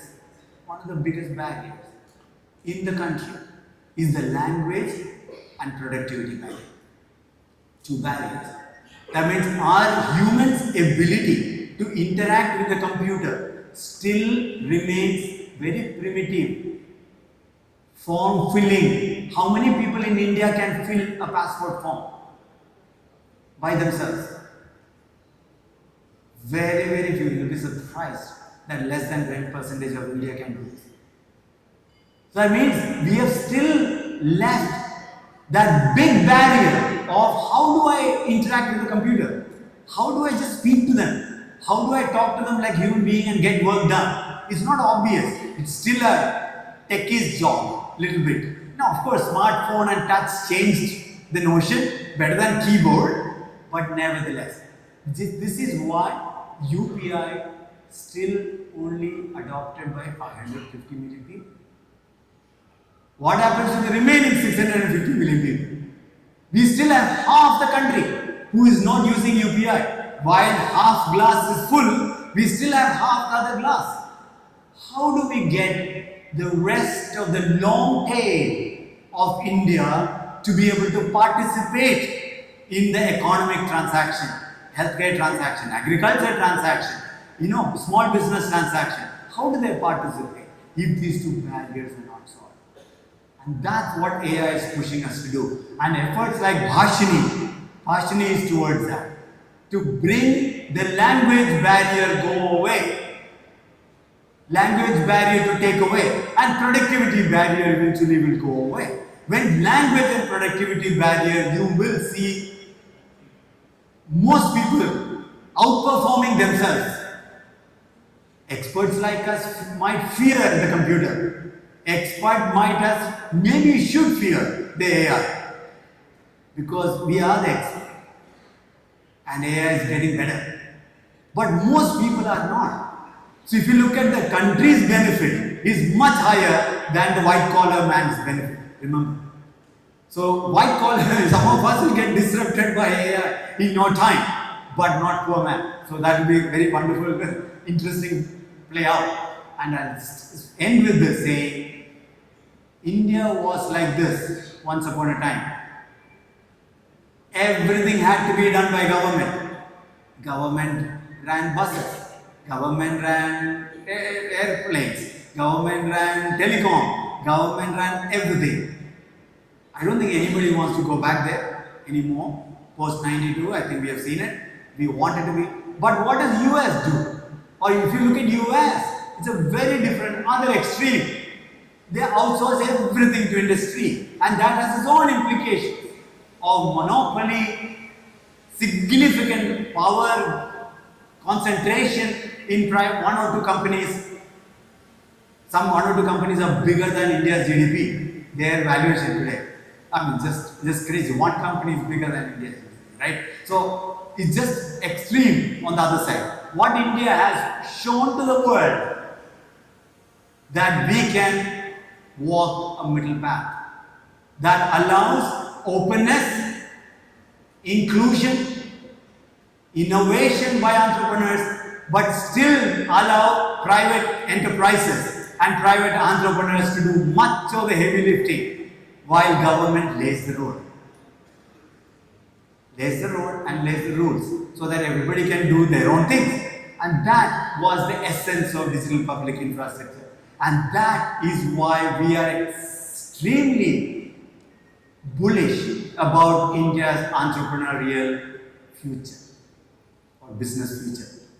India went from 1,000 startups to 10,000 startups today to expectations about 1 million startups in deep tech and everything. And India's future relies, personally I believe, it's my personal opinion, India's future relies squarely on you. Fortunately or unfortunately, on entrepreneurs and startups. Because you can't expect government to solve everything.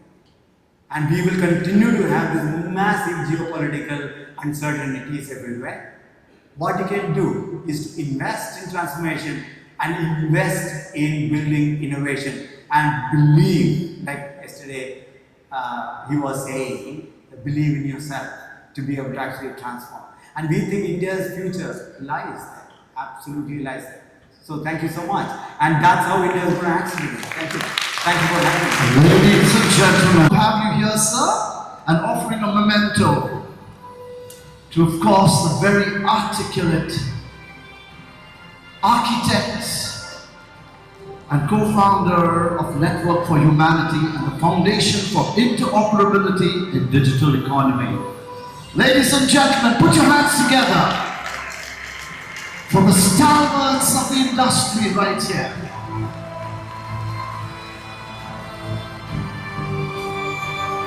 Thank you so much, gentlemen, for gracing us with your presence and your presentation. Thank you, Dr. P.M. Warrior. Friends, ladies and gentlemen, it's time to make winners of you. Let's get polling once again. We're going to be inviting 2 winners in our poll, which has begun right about now.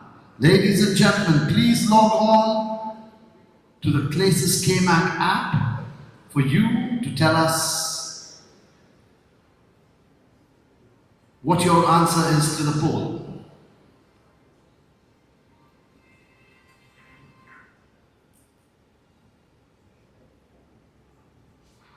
So Dr. Pranab Verma, India proved that lives of billion people can be transformed using UPI. That's the first option. UPI creates exponential possibilities for an exclusive and innovative economy. That's your second option. When cost of transaction is dramatically brought down, it massively expands the access. Third option. And the fourth being, India will succeed if we create a vibrant entrepreneurial ecosystem who believe they can take on the world. 4 valuable takeaways from the session. Which one will garner the most? Please tell us now, and 2 of you will join us to win an attractive prize. And thanks to CGH Earth Experience Hotel to give us a very exciting prize. 1 night, 2 persons, including breakfast at the Spice Garden Cottage. Thank you, CGH Earth Experience Hotels. Could you be going in for that wonderful Spice Garden Cottage experience? Tell us now. You have less than a minute to take the poll. And if you've not downloaded the app yet, well, gentlemen and ladies, you are lagging behind. 4 options. Who could it be? 20 seconds remaining.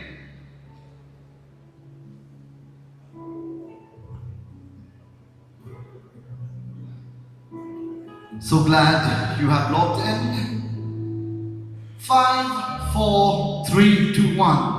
Can we have the results of the poll up, please? Garnering a support of 37.4%, India will succeed if we create a vibrant entrepreneurial ecosystem who believe they can take on the world. 37.4% of the audience think so. Let's find our winners now.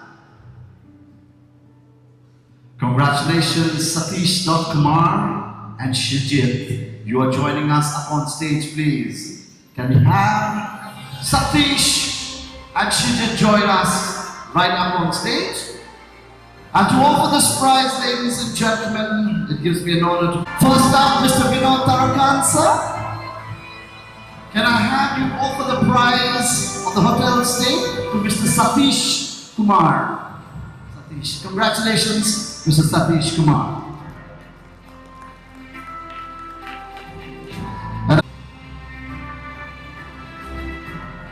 Please.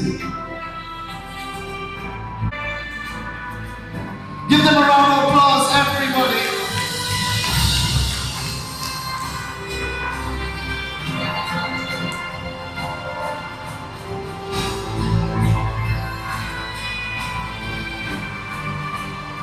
Thank you, gentlemen. Thank you. Dignitaries of the dais, ladies and gentlemen, boys and girls. It is indeed my great pleasure and privilege to introduce a wonderful personality with sharp, long nose, often called Roman nose, traditionally linked with strong leadership, ambition, intelligence, and authority. A clean mind can think better. I borrow the words of Mr. Vinod Tarakan. I have read an article and an interview in which he made this statement, a wonderful statement. A clear mind can think better. What a beautiful thought. Probably that could be the reason that Mr. Vinod Taragan has introduced a band,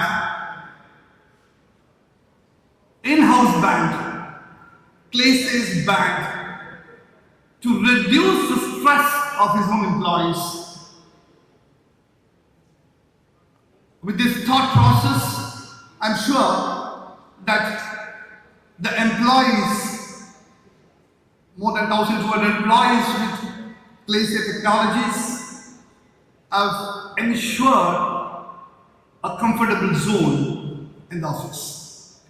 Coming back to Mr. Vinod Taragan, is a computer engineer, entrepreneur, and first principle thinker who spans financial technology, healthcare, real estate, and organizational design.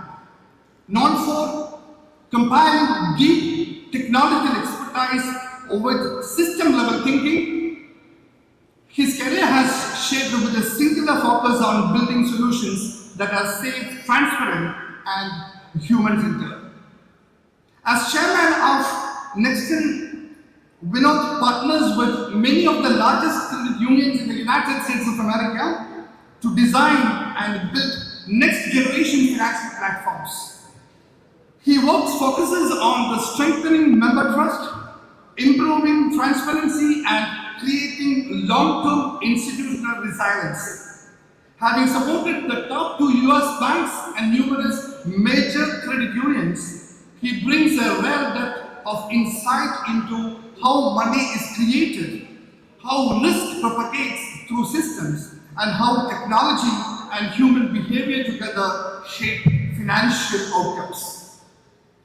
Mr. Taragan is also the founder and managing director of ClaySys Technologies, a global software company with over 1,200 professionals. ClaySys is recognized for innovating in no-code application development, robotic process automation, and enterprise-grade financial systems, serving clients across banking, healthcare, and regulated industries worldwide. In India, he founded and leads ClaySys Lifestyle, a design-center real estate venture focused on delivering high-quality residential and commercial developments. The firm integrates forward-looking innovations such as solar energy systems, R20 installations, and prefabricated energy-efficient construction, reflecting Mr. Vinod's commitment to sustainability and long-term value creation. Expanding to healthcare, Mr. Vinod co-founded BigQuer alongside leading physicians from United States and Australia. The venture operates in both the US and India, focusing on preventive healthcare models that integrate physical, mental well-being through evidence-based approaches. Across all his work, Mr. Taragan is guided by a core belief: finance, physical, and mental health are deeply interconnected systems. He is committed to empowering individuals and institutions with clarity, evidence, and knowledge, restoring agency, and helping people live and lead to alignment with what truly matters. Ladies and gentlemen, may I present before you a wonderful personality, Mr. Vinod Taragan.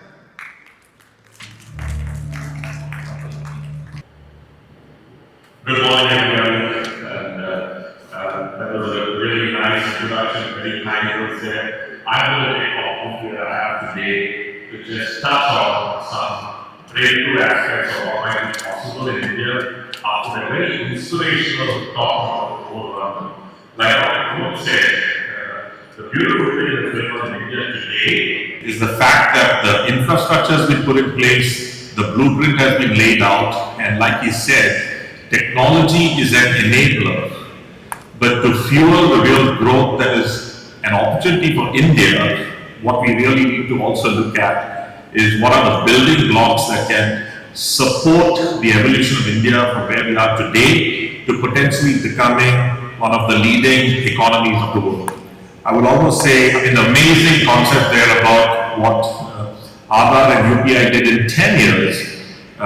Some of the data points I'm going to share today touching financial health if we apply these models on top of the technology infrastructure that we put in place, in our modeling, India could be the #1 economy in the world if we get really aggressive in 15 years, if we are a little lazy in 20 years, but if we go as is potentially in 25 years.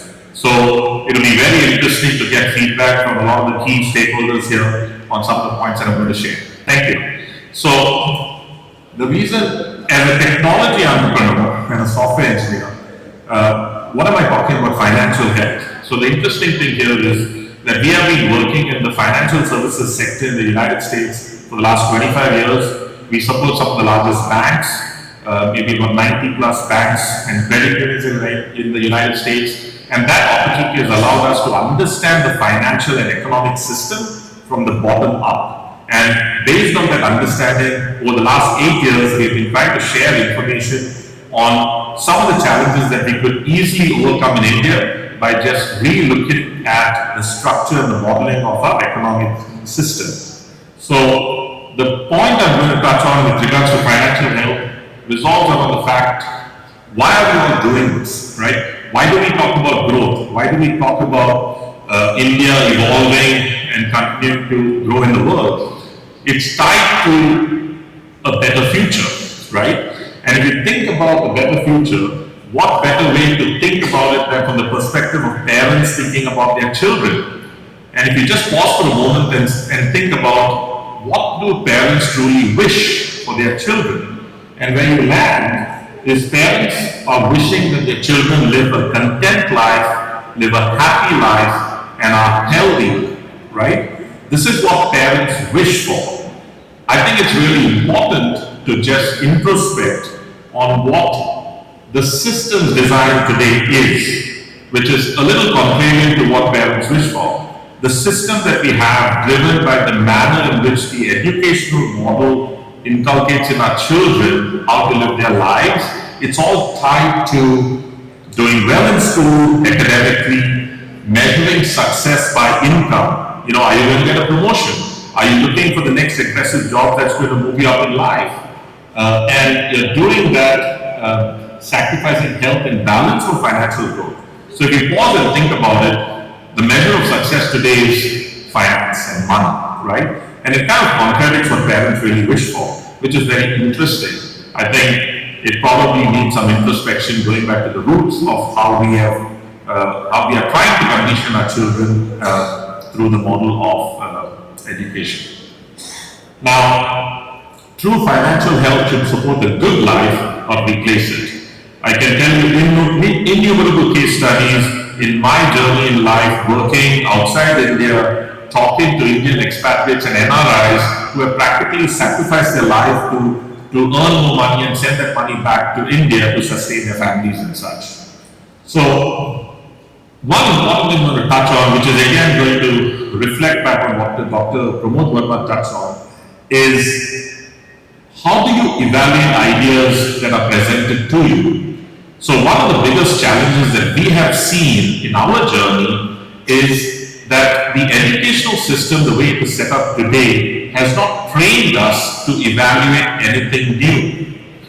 The educational system has trained us to have a reference point of what is said in the textbooks and what is said by existing experts to reflect on evaluating a new idea. But if you apply that model, any new idea, if you take what ChatGPT does with an LLM, if you take what AI is doing today, it didn't exist a few years ago.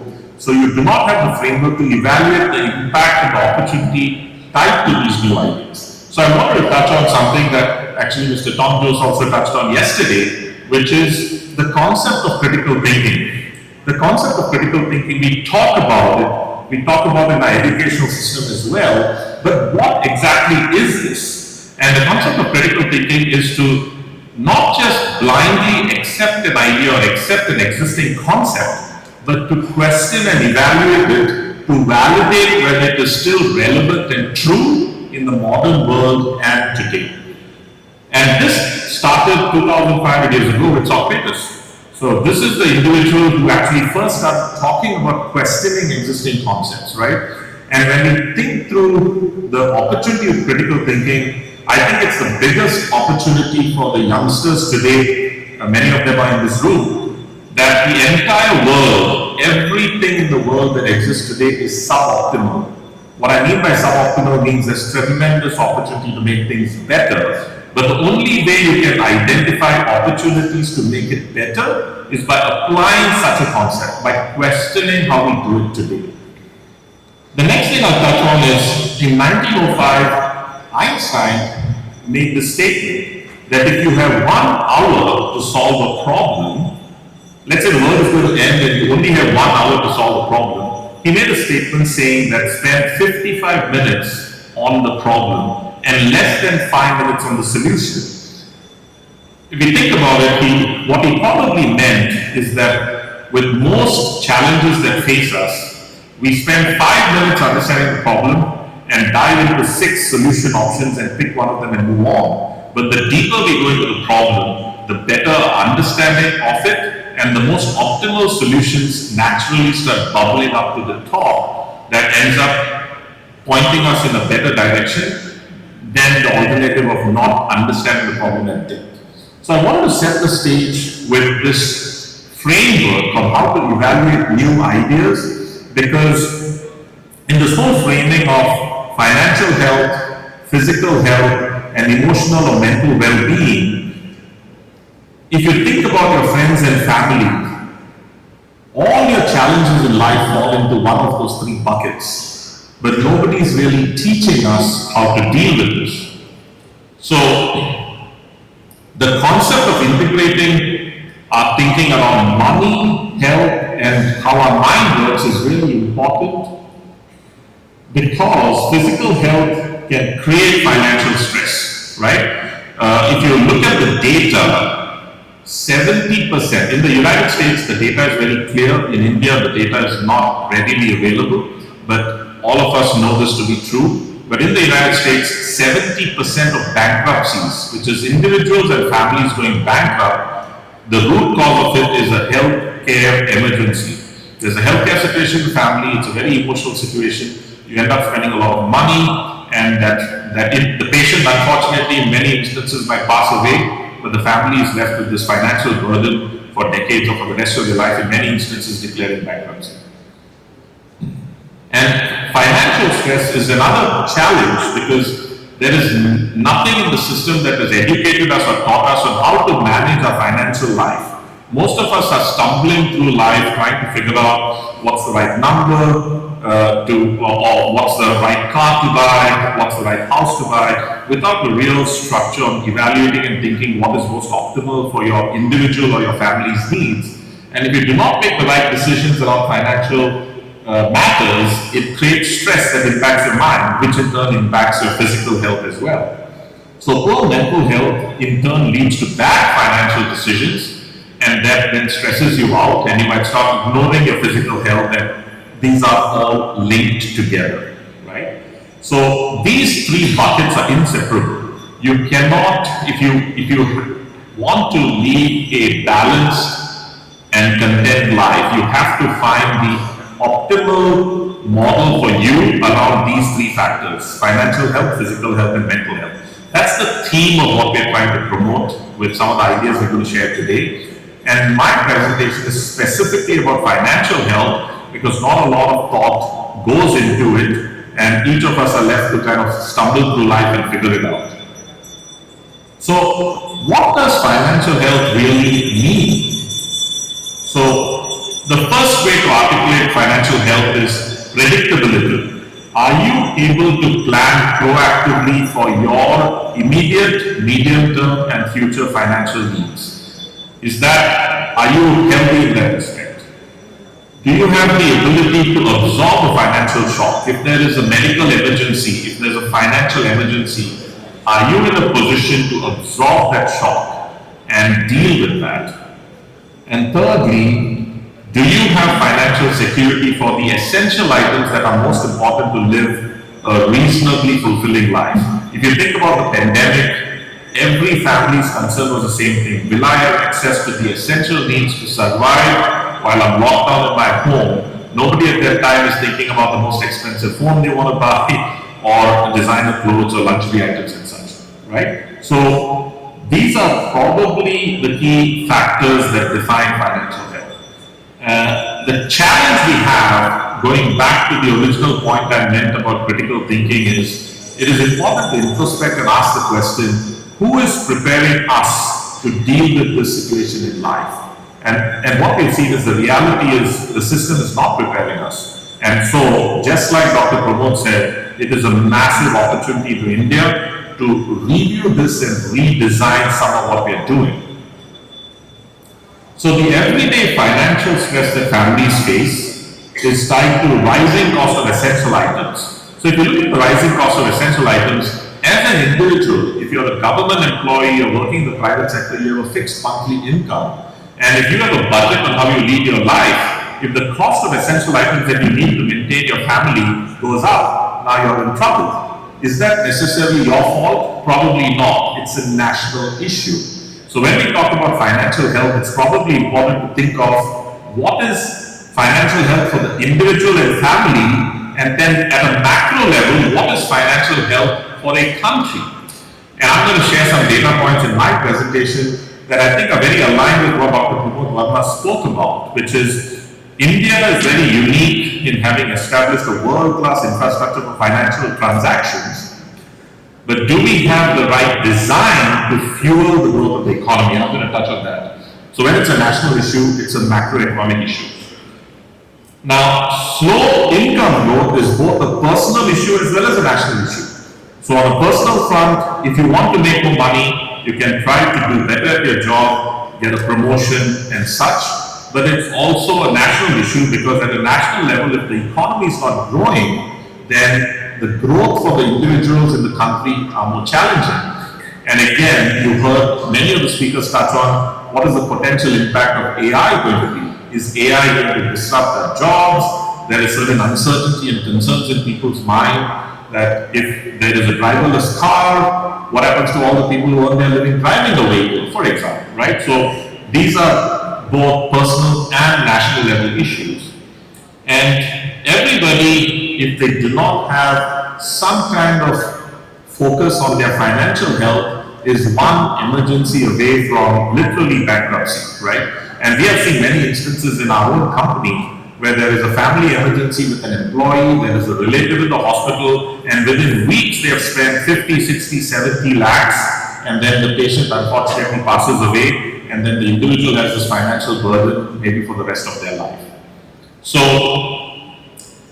financial health is designing life to live within one's means. So to provide you a tactical tool, the basic concept is whether you earn 50,000 rupees a month, 1 lakh a month, or 10 lakhs a month, how do you design your life to live within your means and make sure that you are not overspending? So for example, if you want to live within your means, you have to set constraints for yourself.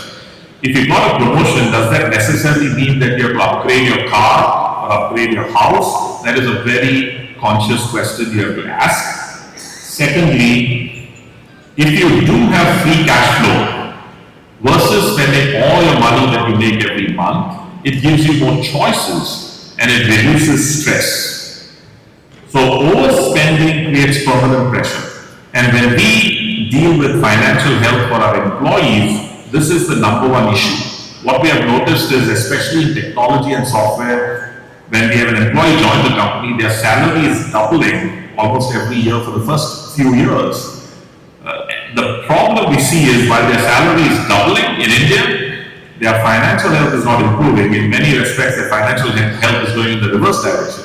Because they were using a bike, now they upgrade to a car and they're not sure whether they upgrade to the right car, and that creates a financial burden on them. So overspending creates permanent pressure, creates stress in your mind, and prevents you from performing well in your life. Living within your means widens the options you have in life, while overspending narrows your options. So this is what I have to share with regards to the opportunity in front of an individual to manage their financial health, and we'll be going into a panel discussion to dive a little deeper. I wanted to close my presentation on a very important aspect tied to national level financial health. This is where I feel the esteemed delegates and attendees of this conference can dig into this a little more to try and see what could we do to initiate debate and discussion on the following opportunity tied to national health. So the impact of national financial health on distress is significant. So what's happening is we have to start thinking through what do we mean when we say there is a nation that is rich or a nation that is poor, okay? It is all tied to the money supply that defines the richness or the criteria to decide who is rich and who is poor, whether it's an individual or a country. So what's interesting about this, and this is something that we have been dealing with, at least in the United States for the last 25 years, is we have been part of the system, just like Dr. Pramod Verma has architected the system in India for UPI payments and Aadhaar and such. As a software company, we've been building the financial technology blocks for the banking and financial system. And while we've been doing this, we're looking at India and saying, wait a second, this is how the system works in the United States and the Western countries, but why is there such a big gap in India where some of the foundational aspects of how the financial system works at the national level does not seem to have the clarity it deserves? So that's what I'm going to share next. So I'm going to share some basic data. If any of you can take a picture of this slide, please do, because happy to provide deeper data and information around what we're sharing here. So in summary, what we're sharing here is we picked a bunch of countries. You can see at the bottom, India is second from the bottom, then you've got China, and I'll just start with India. So that column that I've just highlighted in red is the per citizen money supply of India. So let me just break that down. If you take the total number of rupees in India, convert it based on the currency exchange rate with the US dollar, and then you divide it by the total number of citizens in India, you end up with that number. Per citizen, India has created $2,200 odd per capita money supply. Everybody talks about per capita GDP. I just want to bring our focus to per capita money supply because you will understand the relevance very soon. Now, if you look at China, the per capita money supply in China is more than $31,000, and this is 15 times the money supply of India.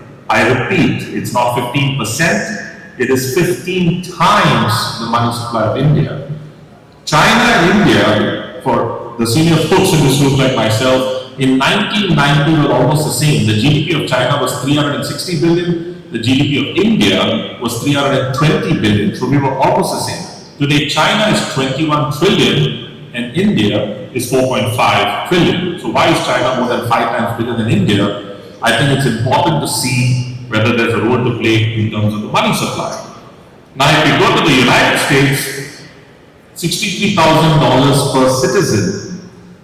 This is insane when you look at the data. It is more than 30 times the money supply of India. Okay? So to put this in perspective, if we doubled our money supply tomorrow, we would still be 7 times less than China.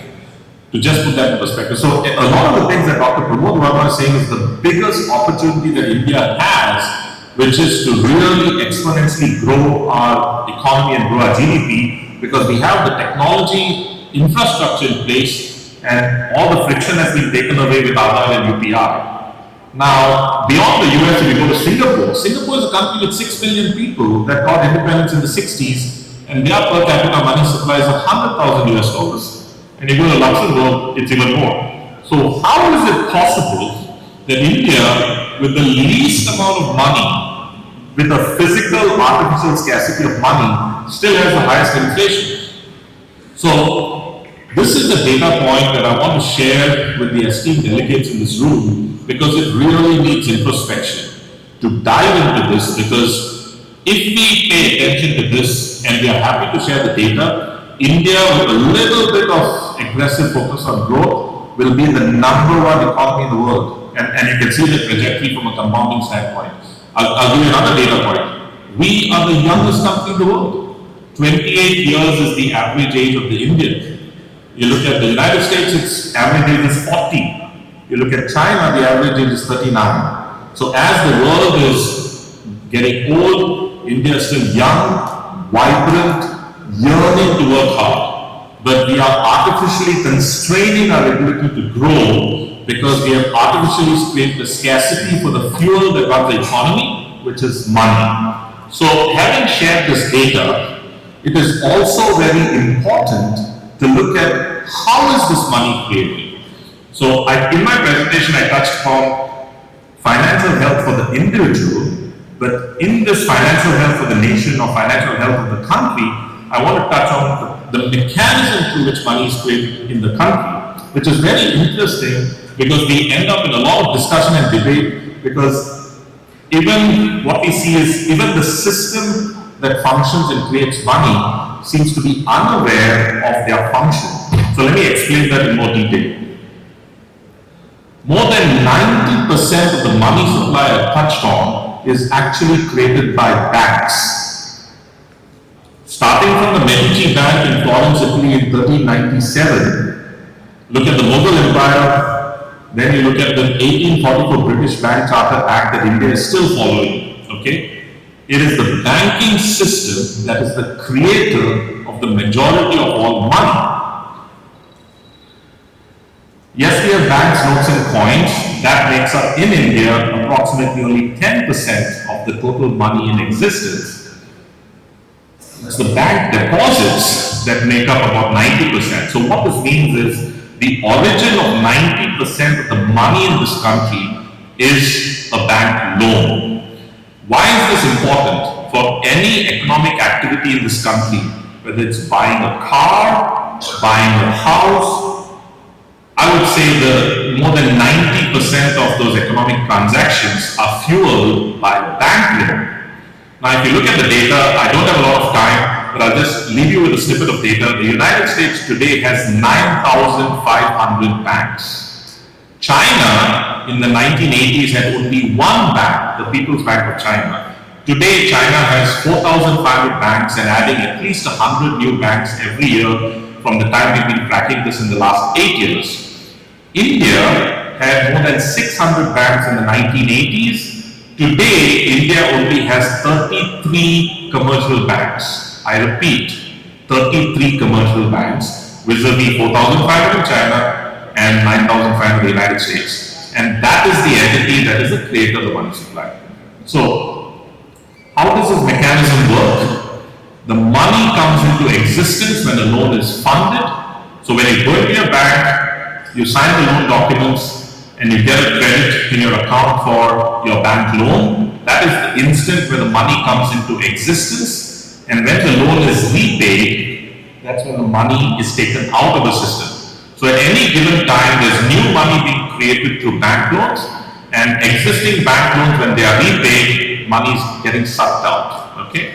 So the objective of sharing this information tied to national level health is simply the gross disconnect when you compare the data in India with the data that you see in the developed countries.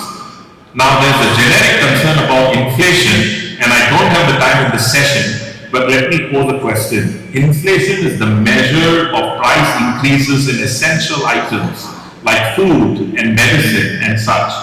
If you give everybody in this room 10 crore Indian rupees each, are any of you going to buy more coffee, more sugar, more milk, more tea, more rice, more vegetables? No. The demand for essential items that is measured for inflation is fixed.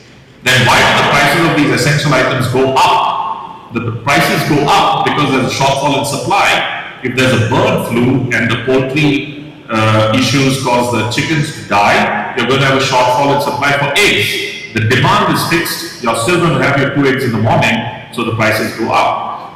To encourage increase in essential items, one would think we should lower interest rates, but we seem to increase interest rates every time we see the inflationary number go up. So it's just interesting disconnect when you look at the actions, which in turn point to the fact that there is a definite gap in understanding the fundamentals of the foundations of the system, which again can be reflected in the data that I shared with you in the previous slide. Now, coming back to the core theme of financial health, physical health, and mental health, the important takeaway is to find the balance, right? And you'll see some of the other speakers talking about the three-legged bar stool and you want to make sure that you have the right balance. So you make sure that your stool is steady. This is unique to each individual in terms of managing this aspect of your overall wellness. And I just touched on financial health from the perspective of the opportunity for the individual and also the opportunity for a country like India. With that, I'll close. Thank you very much. Thank you.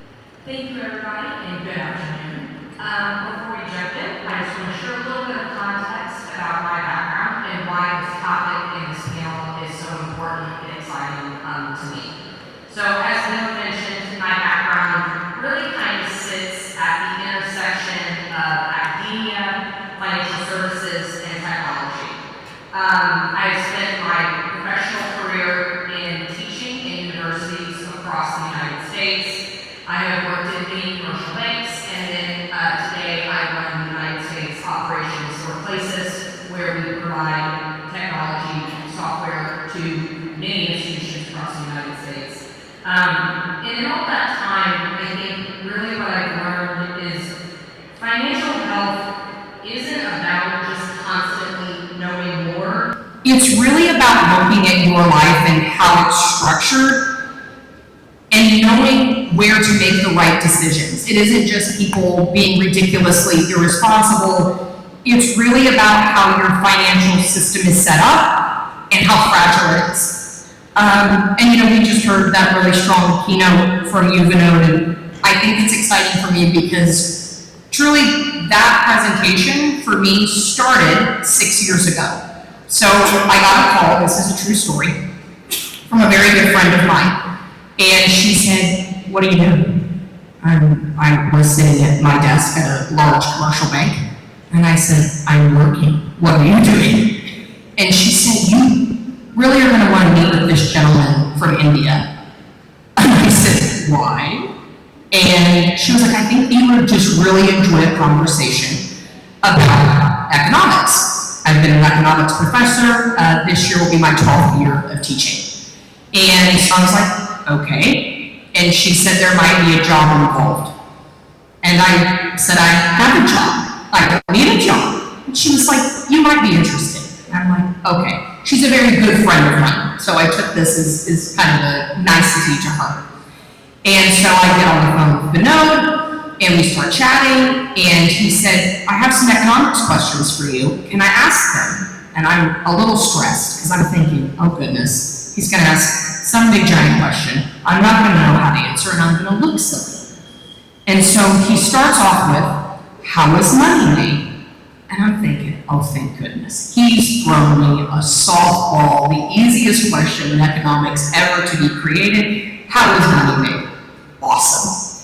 And I'm like, the banks make the money, the federal government makes the money. It's in every econ textbook ever created, easy.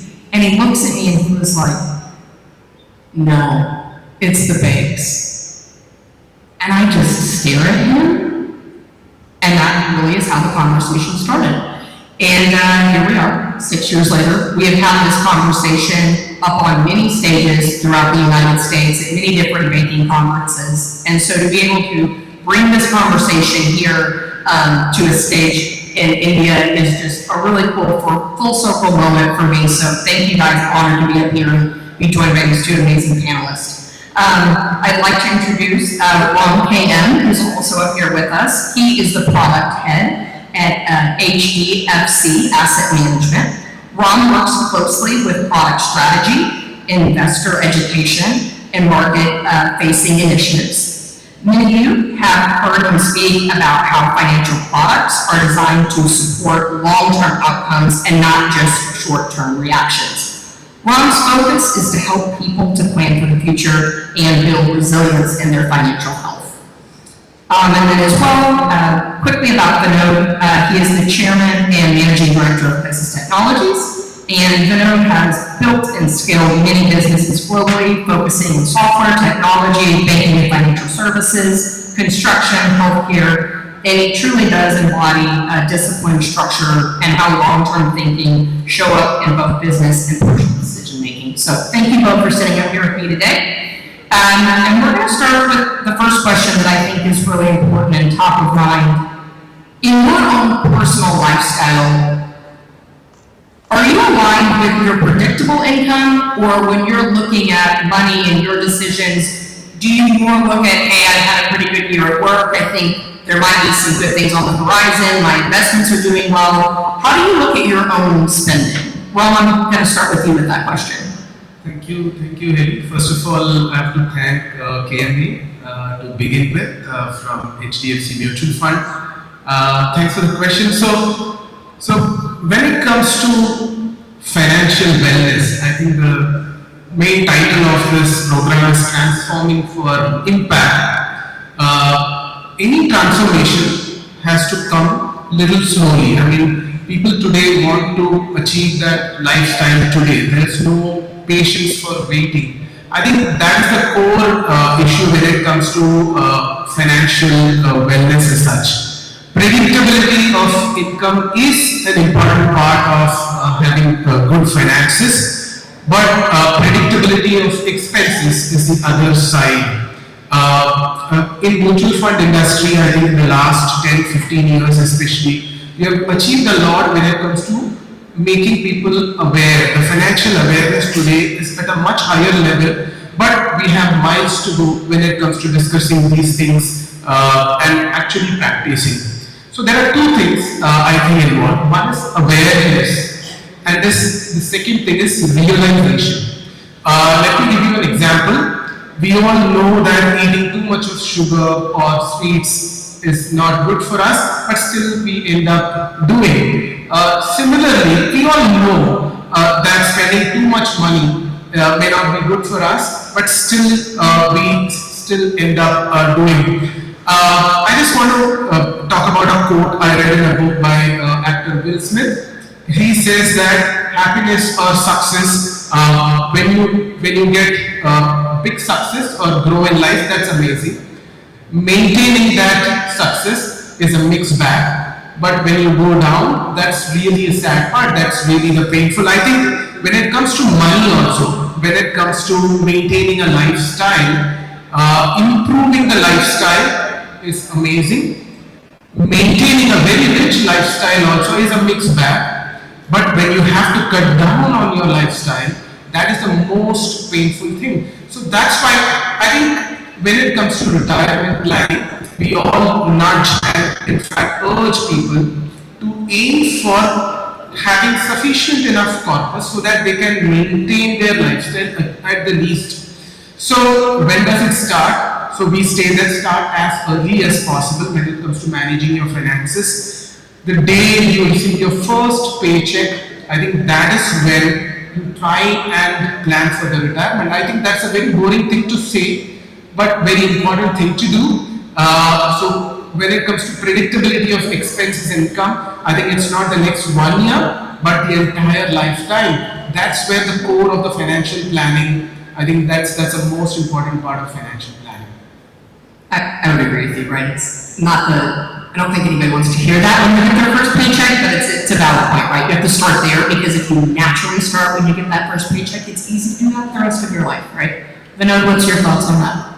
No, that's a very interesting question, because when we are trying to run our company and we're trying to help our employees on this financial health situation, what is interesting to see is the decision-making process, right? So let's say an employee is earning 30,000 rupees a month when they start, and they double it to 60,000, and that becomes 1 lakh a month. What we see is there is no structure for them to make a decision on, should I be spending 30,000 rupees on a car or 60,000 rupees on a car? They can afford both. From an affordability standpoint, yes, they can afford both. But from a utility standpoint, there may be marginal differences between the 30,000 car and the 60,000 a month car, right? So what I feel is happening is, what is the reason for that expense that you're looking at? So we're talking about making your income and expenses more predictable and more resilient. But if the reason to buy the 60,000 rupee a month car is because your neighbor has a 50,000 rupee a month car and you want to get better than that, maybe that's something you want to think about a little deeper, right? And this probably goes to something that we've been looking at from the emotional health or financial health as well, which is the way we make decisions. It goes down to Maslow's hierarchy of human needs. Many of you would have heard about this. In 1943, Abraham Maslow was an Israeli psychologist who published this seminal paper called Maslow's hierarchy of human needs, which was 5 layers. The first layer is physiological. We all need water to drink and food to eat, and if you don't have that, nothing else matters. The second layer is safety and security. The third layer is love and belonging. The fourth layer, which is where all the problems are, is how do you deal with ego, pride, jealousy, envy, avarice, greed, sympathy, empathy, all of that.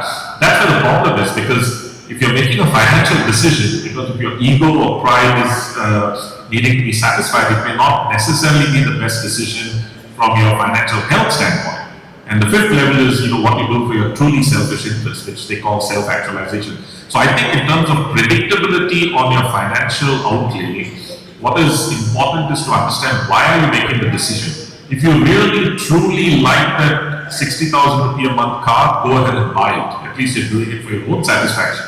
But if you're doing it to just make sure that your car is bigger than your brother's car or your neighbor's car, maybe you got to think a little more. So that's my thought. That's a root cause of wrong. So when you're looking at, root cause of a problem, or, I think we all see people's financial health in a different way, right? I deal with a lot of people in their early 20s, Ram, I'm sure you deal with people in all different stages of life, the same with our employees, right? When you see somebody in a difficult spot, what I often see is once someone's in a spiral, it's like they don't know how to get out. And then it's just one difficult decision after the next, because I had a student say to me one time who was in a really tough spot. They literally said to me, Professor, there's no point.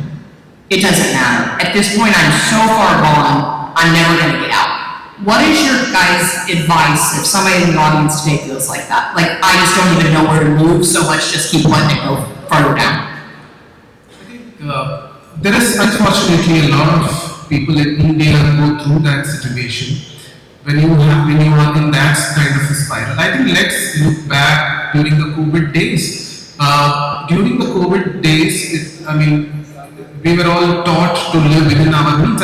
We were consuming mainly the essentials, but people do not have a long memory of that. We were the discretionary spending across families kind of reduced to very minimal levels. But today, a lot of financial problems are lifestyle improvement related problems. I know in our office also, when an employee receives the first paycheck, the first thing that they do is buy high-end phone or buy that fancy bike. I think that is, taking too much loan. There is, whatever you want to buy, there is a ready loan available. So that is probably leading to that spiral. I think many of these problems are solvable. I go back to Vinod sir's presentation. He mentioned a point called set constraints. There are two ways to do that. Within mutual funds also, simple SIP, systematic investment plan. It's a very popular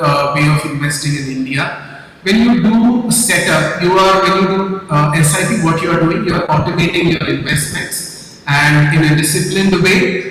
It goes back to again a quote from legendary investor Warren Buffett, which says that don't spend before you save, then you spend. So that is one of the constraints that will work very beautifully and also will help in predictability of finances. The other thing, I can take the example of goals-oriented investments that are there. There are two major goals, financial goals. One is retirement, one is children's welfare or children's education and various other needs. There are mutual fund products specifically built for these two goals, and it comes with a 5-year lock-in. Lock-in per se looks like a restriction, but it's nothing but you are setting constraints so that you don't end up overspending. There is an associated guilt when it comes to spending your retirement money for say a holiday or buy that fancy TV. So like that, so many constraints are there which may look artificial, but they are very, very effective in managing. Even when you are in a stress spiral which you mentioned, it is possible over a period of time you can come out of that. Vinod, your thoughts? Yeah, I think the interesting situation here is, again, you can see what Ram was mentioning. It's a play between your financial health and your emotional or mental health, because the decisions you make in your mind is what then decides what your financial health really is going to end up being. The unfortunate thing is there's a lack of understanding of how the system works. So the products that Ram's organization provides to the citizens of this country is an assured return almost if you're willing to be patient. And I'm saying that from a technical standpoint, because people think you speculate in the stock market. And if you're buying individual stocks, yes, you're going down the route of speculation. But if you're buying a mutual fund or an index fund, which is a type of mutual fund, you are actually buying into the entire market. And the entire market is expanding every year. Why is it expanding? Because the money supply is expanding every year. If you look at the data, in the United States at least, the money supply every year is expanding by 8 to 10%. And if you look at mutual funds or index funds in the United States for the last 70 years, the annual return is 10.5%. So we were talking about this off stage yesterday, that there's all kinds of innovation that can be done around this concept of putting money away into a mutual fund or an index fund and collateralizing again to an instantaneous personal loan if you need the liquidity. So I think to answer the question, the gap is nowhere in our educational system are we taught how to multiply our money. What are the actual options to do that? What is the risk factor associated with each of those options? And so I think it goes back to this problem of foundational education. And if something is missing in our foundational education, an interesting observation is it's very difficult to change as you grow through life, right? Because you kind of get stuck in your ways. So I think the root is there, but it's still an opportunity today for people to better understand and do the right things for evolving and getting to a better position of financial health.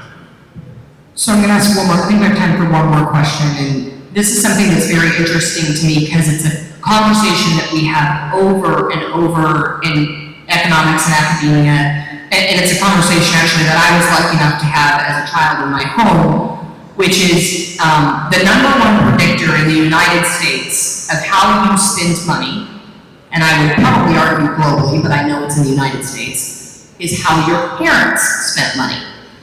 And the negative of that is that you were raised in a home where your parents were not the most responsible spenders. You don't have the best future outlook yourself. So when you're talking about index funds, when you're talking about, saving for the future, when you're talking about any type of investments, or even just loans, how to buy a home or a car, when you look at the educational system, where do you start teaching that? Do you guys think that belongs in the educational system? Do you think it belongs in the home? If you think it belongs in the educational system, at what age and where do we start? I have a daughter who is in the 6th grade. I think in the 6th or the 7th grade, the compounding formula is taught. The compounding formula is very simple. It's thankfully all the solutions are simple when it comes to financial well-being. What it says, suppose if you have 100 rupees you are investing, and you are investing at a particular rate for a number of years. So it's 100 plus 1 plus r to the power n. So there are 3 components. 100 is the money you are investing, then the rate, and the number of years. So I had a discussion with her that if you take care of all the 3 components, the amount of money just increase a little bit. 100, let's just make it say 110. Make the rate from say 10 to 11. Increase the number of years by say 20 to 30 years. The resultant change in the output is something magical. This is what we call it as power of compounding. So small changes in terms of your monthly investments, small change in the rate. How do you change? By changing your asset allocation, little bit of equity. Transformation for impact requires little changes, and the number of years start early. She somewhat seemed to understand that. So it tells us that probably when when the children are say 11, 12, they do seem to understand money. Everyone has pocket money. But let me tell you, the family and the parents can influence only to some extent. Maybe I would put it 10-20%. The rest of the education or the impact in their mindset comes from the external world, as in where they go out, the people they behave with. So I think we should let them explore the world, have their own money, make their own decisions. I think that will help, but thankfully in mutual fund industry also we have been participating with so many schools, so many colleges, and tailor make the content so that the respective age group understands. And a lot of investor education programs have been done in the last 10 years, and I think they are taking shape to have a kind of transformation for impact. Yeah, I mean, Ram made a very good point. If I'm not mistaken, and don't quote me on this, I think Einstein said that compounding is a force greater than any other force in the universe, which is not understood, right? I would say the foundational problem is education, because when we look at our staff and we look at the financial health of our employees, they don't have the tools to understand the opportunities in front of them. I don't think, I would say the majority of them don't understand the products that you sell at HDFC now. They would think, I think I can make more money being a day trader, or I could make more money putting my money in a fixed deposit that will give you 6% on which you pay taxes every year. But if you put your money in a mutual fund in HDFC, your taxes are not applicable until you sell your units. So it's compounding without any tax liability for decades. And you know, there's a gap in understanding. So I think the foundational problem is education. And I would just close with the statement that our observation just working with our employees is that their mind in the formal educational system today, their mind is consumed by meaningless information that they need to consume and memorize without even understanding the relevance of. They don't even know what problem they're going to solve with calculus, or what problem in the real world they're going to solve with trigonometry or physical chemistry or organic chemistry or whatever. So and the human mind, I mean, we're going to have a few esteemed speakers talk about physical health and mental health later today. The human mind is desperately trying to forget what is not relevant. So if you don't know what calculus is for, 2 weeks after you write the exam, it's gone. And you don't even know why you studied it. So that is consuming the mind of our students and youngsters, and that consumption of their bandwidth is preventing them from understanding the real world. I would say, as a statement, I would say that is what we believe is the foundational problem at the educational level. As a person that's part of that education, we need to fix it. So thank you both. I appreciate this very much. I've been having this conversation for the last 12 years. I hope to have it for the next 12 more. Thank you both. Thank you, KMAC, for having us. I really appreciate you guys. Hey, if I may take a chance for 30 seconds, I'm going to teach you a Indian word, Disha. Disha, it means the same thing in many Indian languages. It means direction or guidance. I think I would like to sum up the basics of financial wellness with an acronym. D for diversification. Everyone knows that, but to practice that is difficult. I for invest for long term, because long term is when the serious wealth gets created. S is for SIP, I've talked about, it's from our mutual fund industry. H for hybrid funds. Hybrid funds mix many asset classes. And A for advisor is important. So do not, like you need a doctor for your medicines and health requirements. You need an expert to guide you. I think this framework can help in a lot of, financial wellness for many Indians. Thank you. Thank you. Ladies and gentlemen, I'd like you to put your hands together for our moderator, Professor Haley Harrison, and our panelists, Mr. Vinod Thakur and Mr. Ram Kumar K. While our holy dignitaries up on the dais, kindly remain here because I'm going to be inviting a very special person once again to present you with a memento. Can I ask the President of KMAC, S. Hari Kumar, and Senior Vice President and Convention Chair, Mr. Algiers Khaled, to kindly escort our guests to present the honors. Mr. J. Rajvi, Executive Director, HR and Brand Outreach, Cochin International Airport Limited. Can I please have you up on stage, Mr. Jayaraj, to present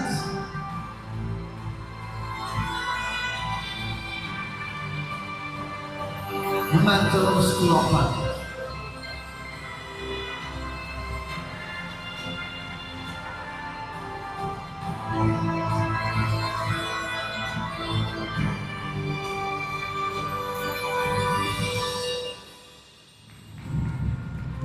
Well, can we have you all? Thank you very much. Put your hands together.